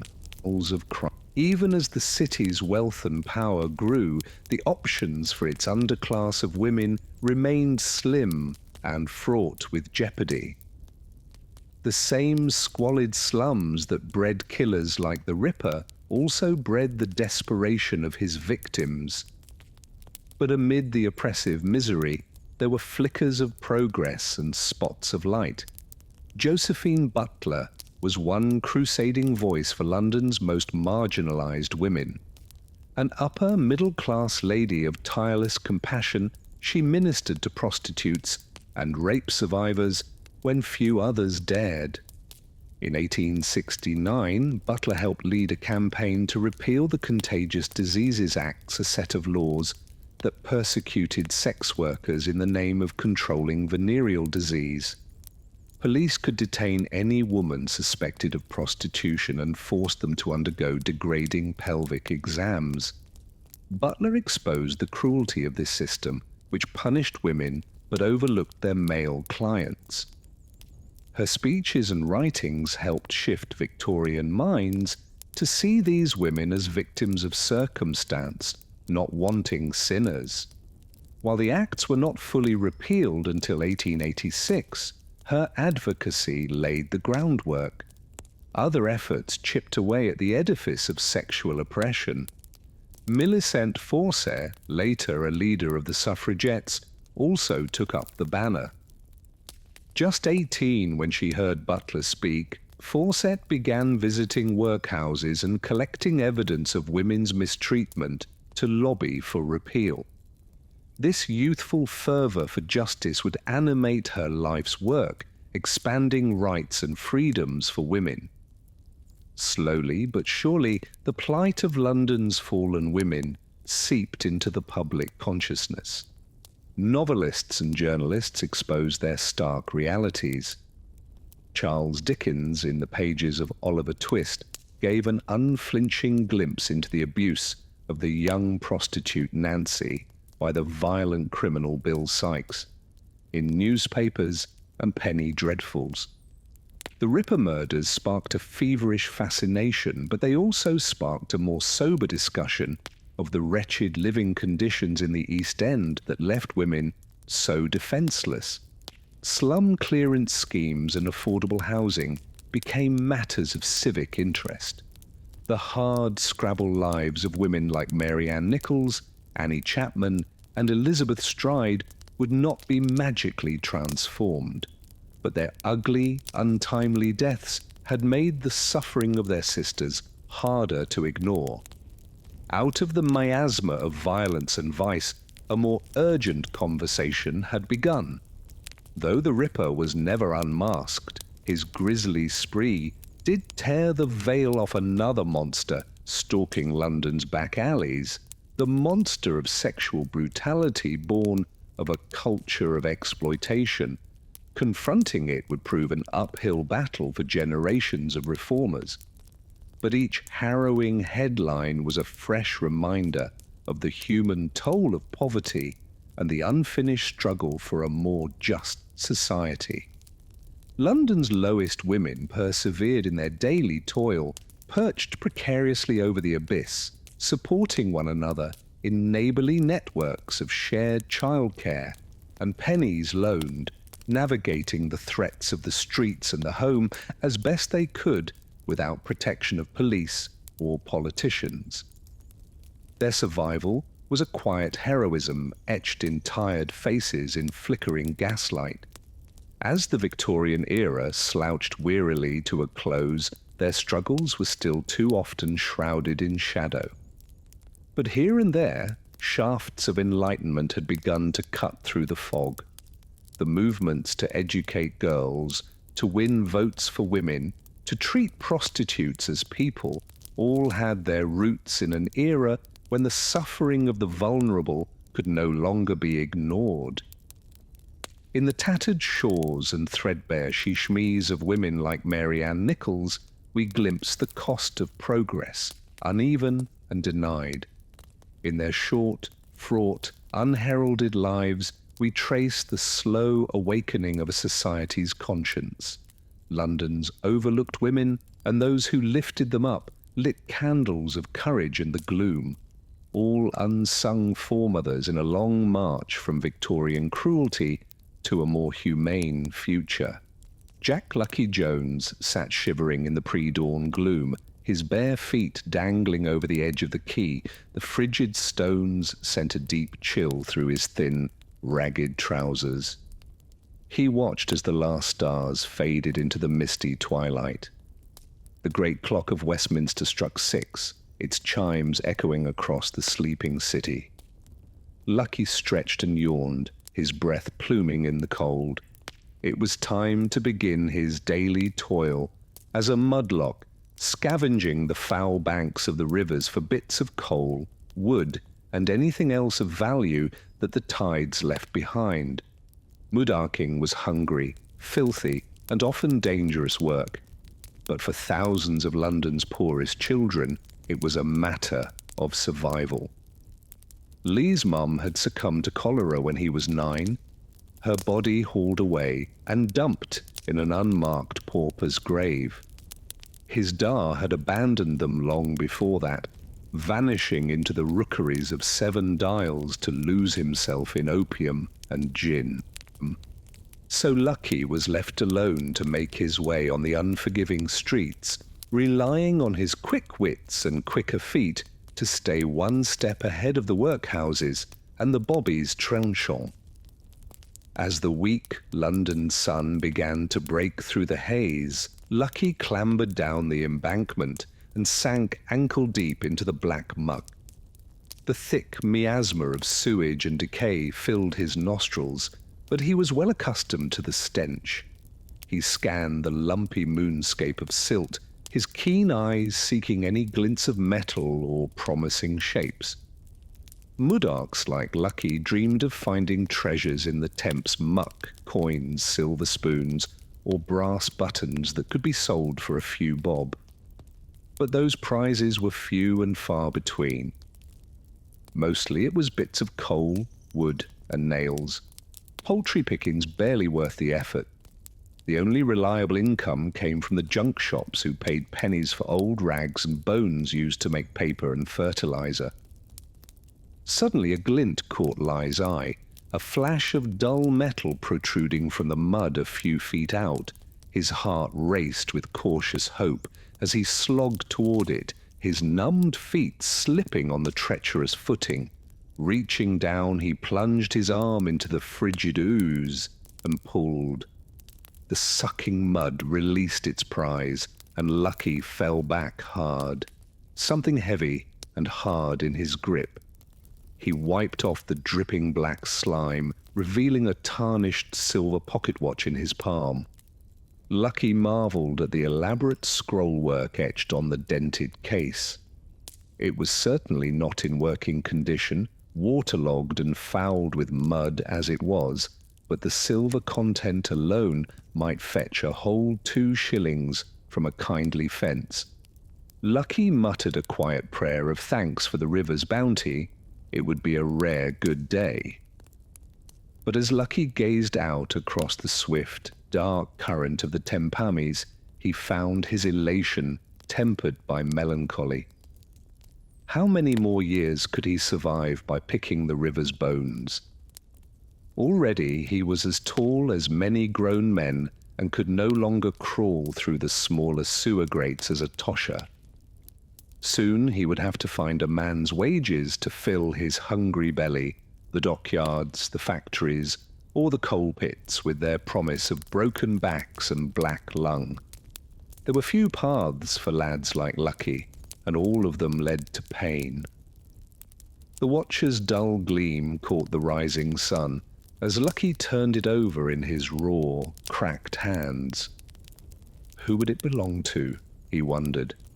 Some bourgeois swell, flush with the wealth of the empire, heedless to the suffering at his feet. Or perhaps some poor bloke like his own Dar who drowned his despair in drink and left his burdens behind. It was impossible to say, but for now at least, the timepiece would buy Lucky another day's survival in the unforgiving city. With an effort, Lucky shook off his dark musings and pocketed his prize. There were hours yet till the tides rose, and he had much ground to cover. He slogged off through the murk, just another small, lone figure dwarfed by the smokestacks and spires of the world's richest city, where misery and fortune lived hand in hand. The Tempames flowed on as it had for centuries, a silent witness to the joys and agonies of the great metropolis that grew upon its banks. Life in the workhouses was its own kind of mudarking, where the destitute poor traded their dignity and freedom for a sparse subsistence. To step across the threshold of those grim brick-bast steels was to abandon all hope, severing the ties of family and the comforts of choice. But for those with nowhere else to turn, the workhouse was the final safety net between life and death, a sanctuary as pitiless as the streets. Annie Chapman knew the workhouse well. Born in the London slum of Paddington, her youth was a blur of brothel, prisons, and poor houses. As she struggled to scrape by, the threat of the workhouse loomed over her like the sword of Damocles, a constant spur to clutch at any chance for a roof and a meal, no matter how degrading. Time and again, desperation drove Annie to trade her body in the streets or spend sleepless nights in dessouses, huddled in verminous straw, listening to the groans and cries of her fellow unfortunates. For a brief time it seemed Annie might escape her dismal fate. She married a soldier, John Chapman, and bore him 2 daughters. But any domestic tranquility was shattered when John died in 1886, leaving Annie alone to scrape by selling matches and crocheting. When times grew lean and rent came due, Annie would take to the streets, standing under gaslights in the Spitalfields nights, selling her favours to strangers. It was a tenuous existence, stalked by hunger and violence, but it was better than the workhouse. Annie fought like a wild cat to avoid the union's cold embrace. But as she grew older and the gin flowed quicker, the workhouse finally claimed her. She was forced to send her daughters away to a charity school and submit herself to the Lambeth workhouse. There she donned the rough prison-like garb, scratchy as sackcloth against her skin, a pauper's uniform of shame. Her haggarded face and despairing eyes peered out from under a coarse bonnet, as hopeless as any inmate's. The workhouse master glowered down from his pulpit at this new grist for his mill. He ordered the filthy assemblage to fall to their knees and praised the Christian charity that spared them from starvation, though their aching bellies spoke otherwise. His droning sermon washed over Annie's bowed head, unheeded. Her thoughts were consumed with memories of warm embraces and childish laughter. the ghosts of a family now scattered to the winds. The master instructed them to rise, but for Annie, all that greeted her was the grinding toil and regimented horror ahead. Each day was an exercise in exhausted misery.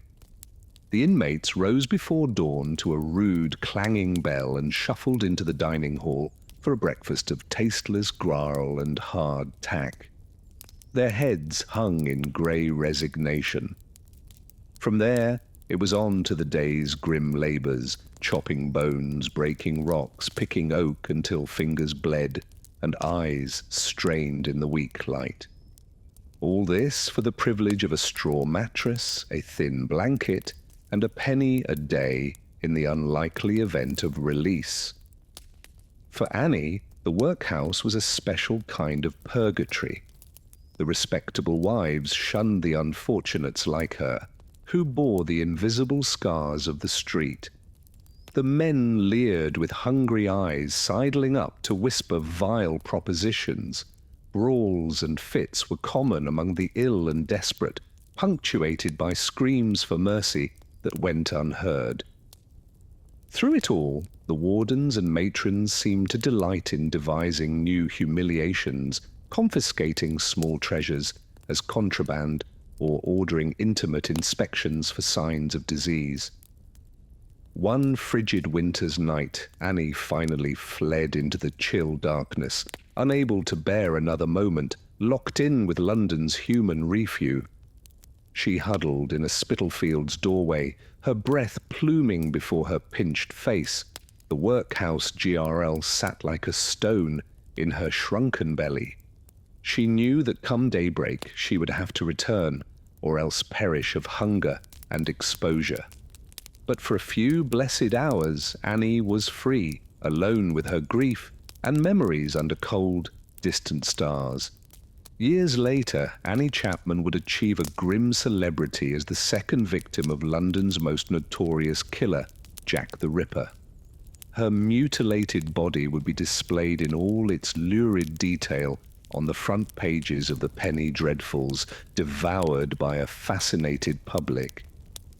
But as she lay in that Hanbury Street yard, her life's blood slowly ebbing into the cracks between the cobbles, it's doubtful Annie spared much thought for her soon-to-be murderer.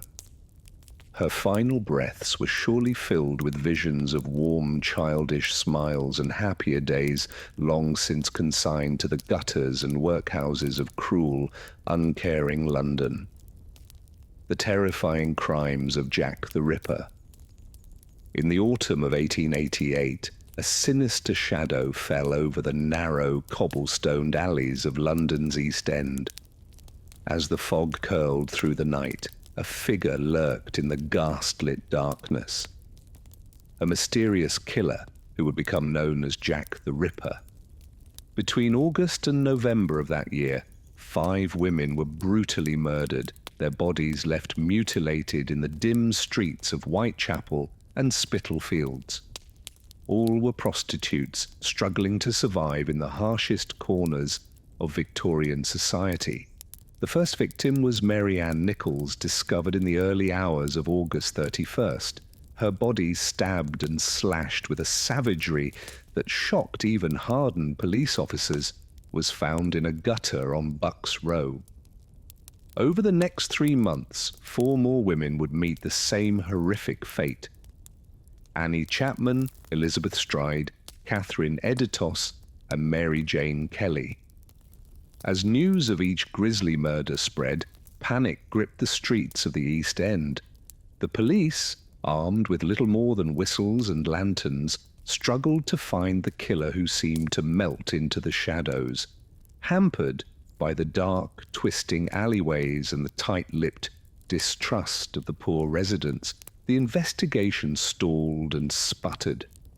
The neighborhood already had an eerie Gothic atmosphere, but the fog-draped crime scenes and the Ripper's dark deeds only deepened the sense of dread. Gossip and rumor spread like a fever as the public became transfixed by the mysterious murderer. Hundreds of letters allegedly from the killer poured into police stations and newspapers. Some even signed Jack the Ripper, and thus a legend was born. Morbid souvenir hunters snatched up gruesome mementos while droves of amateur sleuths tried to unravel the case. The press, sensing a story that sold papers, churned out sensational reports detailing the mutilations and speculating about the Ripper's identity. Was he a doctor driven mad by dark obsessions? A butcher with the skills to deftly wield a knife? Or perhaps a gentleman by day who stalked and killed by night? Desperate for a breakthrough, the police even arrested Queen Victoria's grandson, Prince Albert Victor, though he was later cleared. From a sinister barber to Louises Carroll, author of Alice in Wonderland, the list of potential suspects seemed to grow longer each day. But despite the feverish speculation, Jack the Ripper's true identity remained as elusive as his blood-stained blade. Vigilante mobs roamed the alleys and nearly killed several innocent men, while the actual murderer continued to escape justice. The Ripper's seeming ability to evade capture lent an almost supernatural air to the crimes, as if he were a phantom who could vanish into the swirling London mists. In time, the murders suddenly stopped, but not the questions surrounding the killer who was never unmasked. The mystery of Jack the Ripper endures to this day, fueling countless books, films, and macabre tours tracing his bloody path through London. His grim legacy became an emblem of the Victorian era's dark underbelly, a reminder of the perils stalking those cobblestone streets each night. But while the Ripper may be the most infamous, he was far from the only menace in the shadows. Violent crime and vice were woven into the fabric of the 19th century slums, born out of the desperation of crippling poverty. Gangs like the Whitechapel 40 Elephants prowled the back alleys, perfecting the arts of pickpocketing and housebreaking. Gambling dens and brothel promised escape and pleasure, but often lead to ruin and despair. For many, death was a constant companion, whether it came from a burglar's blade or the ravages of hunger and disease. As the gas lamps flickered and the hansom cabs rattled by, the poor and forgotten of London's East End looked over their shoulders and hurried past the spots where the Ripper's victims had lain. The autumn of terror had carved deep scars, and the cobblestones seemed to whisper of the horrors they had seen. Jack the Ripper was never caught, but his crimes had captured something true about the heartbeat of the city. That beneath the fog and finery, in the shadows of progress, the spectre of violence was always lurking, the Victorian cult of death. For the Victorians, the veil between life and death was thin, and the trappings of grief were woven into the very fabric of society. In an era plagued by poverty, disease, and accidents, death was an ever-present spectre looming over both rich and poor. The average life expectancy in Victorian England hovered around 40 years old, and child mortality rates were staggeringly high. In the cramped and filthy slums, entire families could be wiped out by a single outbreak of cholera or typhoid fever. Faced with such brutal realities, the Victorians developed elaborate rituals and strictures around death and mourning. Funerals were somber, lavish affairs with no detail overlooked in the all-consuming business of grief. Undertakers offered a dizzying array of caskets and urns, while newspapers hawked blackboarded mourning stationery and special funeral biscuits. There was even a whole industry devoted to post-mortem photography, capturing eerie images of the deceased posed as if still alive. For the wealthy, the etiquette of mourning was every bit as rigid as the social hierarchies of life. When Prince Albert, the beloved husband of Queen Victoria, died of typhoid in 1861, the Queen threw herself into deepest mourning, wrapping herself in a widow's weeds that she would wear for the next 40 years until her own death. As the trends setter for her class, Victoria's prolonged bereavement rippled across high society. Elaborate mourning dresses allowed wealthy women to telegraph the depths of their grief with special fabrics and veils dictated for each phase of mourning. But for the poor, even the basic dignity of a proper funeral and burial could be out of reach.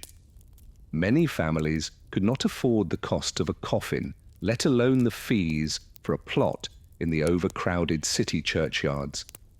The truly destitute faced the grim prospect of anatomists claiming their loved ones' corpses for medical dissection, a fate considered a deep violation of the dead. This led to the rise of so-called resurrection men, shadowy figures who stole freshly interred bodies from graveyards to sell to doctors for a tidy profit. Even in the darkest of times, the Victorians found ways to celebrate and commemorate the dead. Lavish monuments and tombstones filled the grand garden cemeteries on the outskirts of London, where the upper classes interred their departed in a lush, park-like setting. Mourning jewelry woven with the hair of the deceased allowed people to keep a tangible part of their loved ones close. Public mourning for figures like Admiral Nelson and the Duke of Wellington verged on mass hysteria, with grandiose state funerals and monuments erected in their honor. The spectre of death may have stalked the streets of Victorian London, but it also spurred acts of remembrance from humble keepsakes to the soaring spires and weeping angels still watching over its fabled graveyards. In death, it seemed even the poorest and most powerless could finally achieve a measure of dignity and a shot at immortality. The Great Leveller, the Grim Reaper, bound the citizens of the city together more than any other force. As much as railways and ships knitted together the empire, it was this collective dance with death and loss that made Victorian London a singular metropolis of grief and memory, slumming it. The Victorian fascination with poverty. Even as they averted their eyes from the suffering on their doorsteps, the Victorian upper classes found themselves drawn to the dark allure of London's slums. In the fashionable drawing rooms of Mayfair and Belgravia, a peculiar trend emerged, slumming or venturing into the poorest neighborhoods to observe how the other half lived. For the elite, the East End became a sort of human zoo where they could safely gawk at the exotic wildlife of the underclass from the comfort of their carriages. Guided tours sprang up to cater to these high society thrill-seekers, led by police constable or self-proclaimed experts on the urban underbelly. For a fee, gentlemen and ladies could be whisked through the narrow streets of Whitechapel or the crowded rookeries of St. Giles, taking in the sights, sounds and smells of abject poverty. They marveled at the colourful street markets and the exotic wares of the Jewish quarter, while holding their noses at the stench of the open sewers and the unwashed poor. Some Solmers claimed a noble motive, a desire to understand and help the less fortunate. Writers and journalists like Henry Mayhew and Jack London disguised themselves to spend time among the poor, documenting their daily struggles in vivid, unsparing detail. Their accounts, like Mayhew's London Labour and The London Poor, became sensational bestsellers, sparking a wave of social consciousness and calls for reform. But for many, slumming was a more voyeuristic pastime, a way to indulge in the vicarious thrills of rubbing shoulders with the dangerous classes. They sought out the opium dens and pentagraphs, sampling the exotic vices of the Orient and the cheap amusements of the masses. There was a dark romanticism to the idea of the noble savage, the penniless but happy-go-lucky Cockney, taking life as it came. It allowed the rich to feel worldly and adventurous without leaving the gilded cage of their own privilege.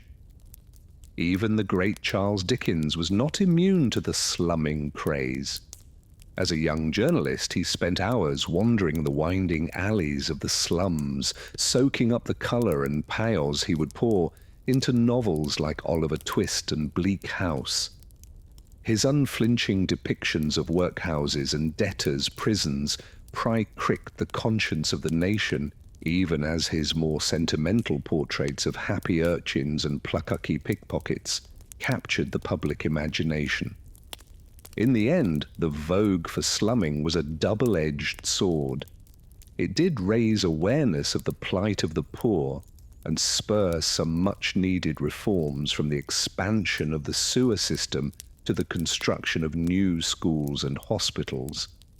But it also had an undercurrent of condescension and exploitation, a sense that poverty was a form of entertainment for the bored and jaded upper crust. The poor were not consulted on whether they wanted to be gawked at like animals in a menagerie. Still, the fascination with the slums left an indelible mark on Victorian culture. From the social realist novels of Dickens and Gaskell to the haunting photographs of street life captured by John Thomson, it revealed a hunger to pull back the veil on the unmentionable underside of empire, to confront the festering wounds beneath the pomp and splendour.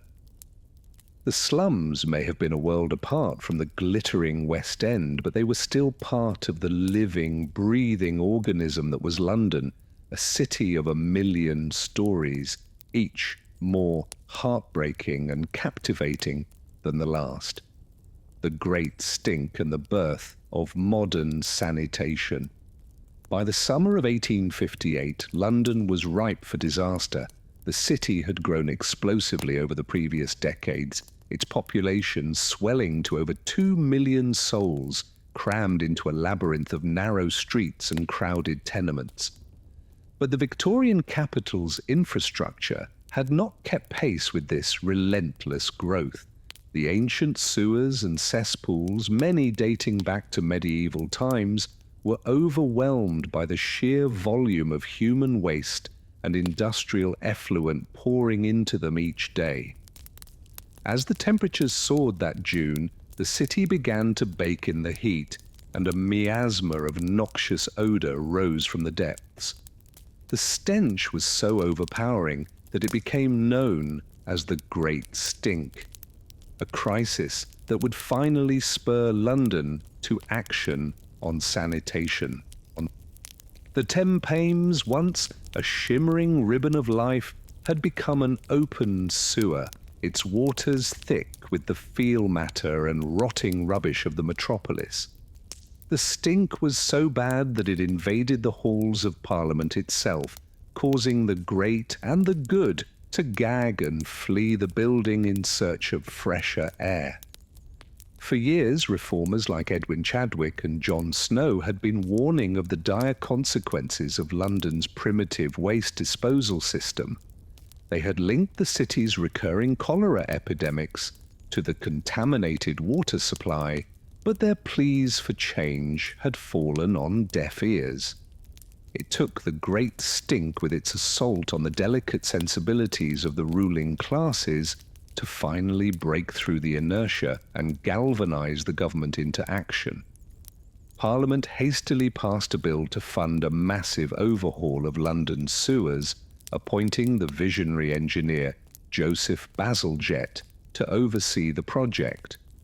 Bazalgette's plan was breathtakingly ambitious, a vast network of underground brick tunnels that would intercept the waste from the old sewers and ferry it miles downstream away from the heart of the city.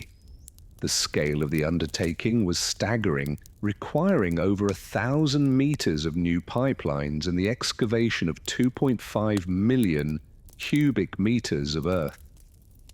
The construction of the new sewers was a Herculean feat of engineering and perseverance.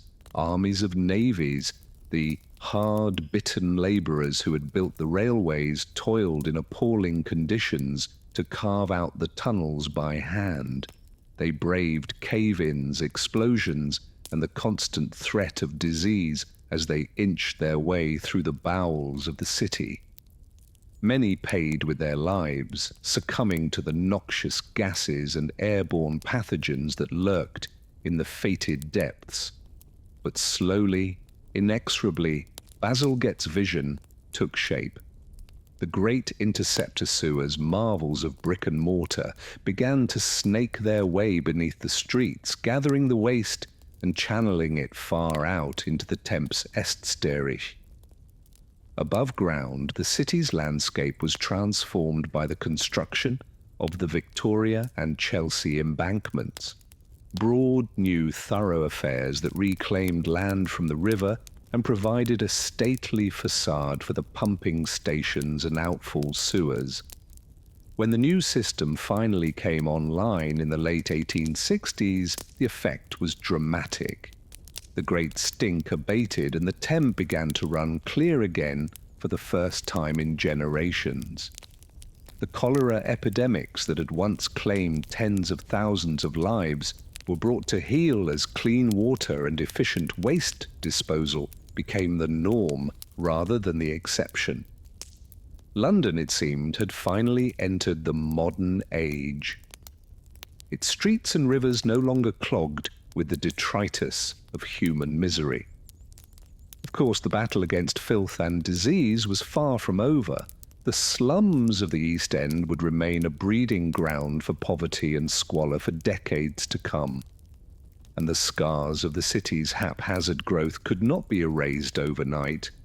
But the great stink and the birth of London's modern sewer system marked a turning point, a moment when the Victorian city began to reckon with its own dark underbelly and take steps to create a more livable, humane environment for all its citizens. Today, Bazalgette sewers still form the backbone of London's wastewater infrastructure, a testament to the skill and foresight of their creator. They stand as a reminder of the hard-won progress that brought light and air to the darkest corners of the city and of the unsung heroes who toiled beneath the streets to make it all possible. The Great Stink may have been a bleak chapter in London's history, but it also marked the beginning of a new era, one in which the health and welfare of the masses would no longer be sacrificed on the altar of progress and prosperity, philanthropy and social reform. Amidst the grime and despair of Victorian London, there were glimmers of hope and compassion. Even as the city's poor suffered in abject misery, a new spirit of philanthropy and social reform was beginning to take hold among the more enlightened members of the upper and middle classes. Gradually, the idea took root that poverty was not simply a fact of life, but a social ill that could and must be alleviated through charity and legislative action.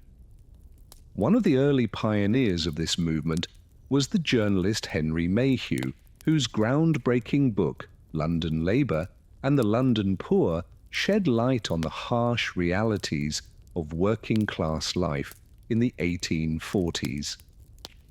Mayhew spent years immersed in the slums and rookeries of the East End, interviewing everyone from street hawkers to sewer scavengers about their daily struggles. His vivid, unsparing accounts of squalor and deprivation shocked the conscience of the nation and inspired a new generation of social reformers. Another key figure in this burgeoning crusade against poverty was the Salvation Army. Founded by William and Catherine Booth in 1865. Originally a Christian mission dedicated to saving souls in the slums, the Salvation Army quickly evolved into a major provider of social services for the poor. Under the banner of soup, soap, and salvation, the Booths and their army of volunteers operated shelters, soup kitchens, and workhouses across London, providing a lifeline for the destitute and dispossessed. As the 19th century wore on, the idea of social reform began to gain traction in the halls of power as well. The Education Act of 1870 was a major milestone, providing government funding for the construction of new schools and making education compulsory for all children up.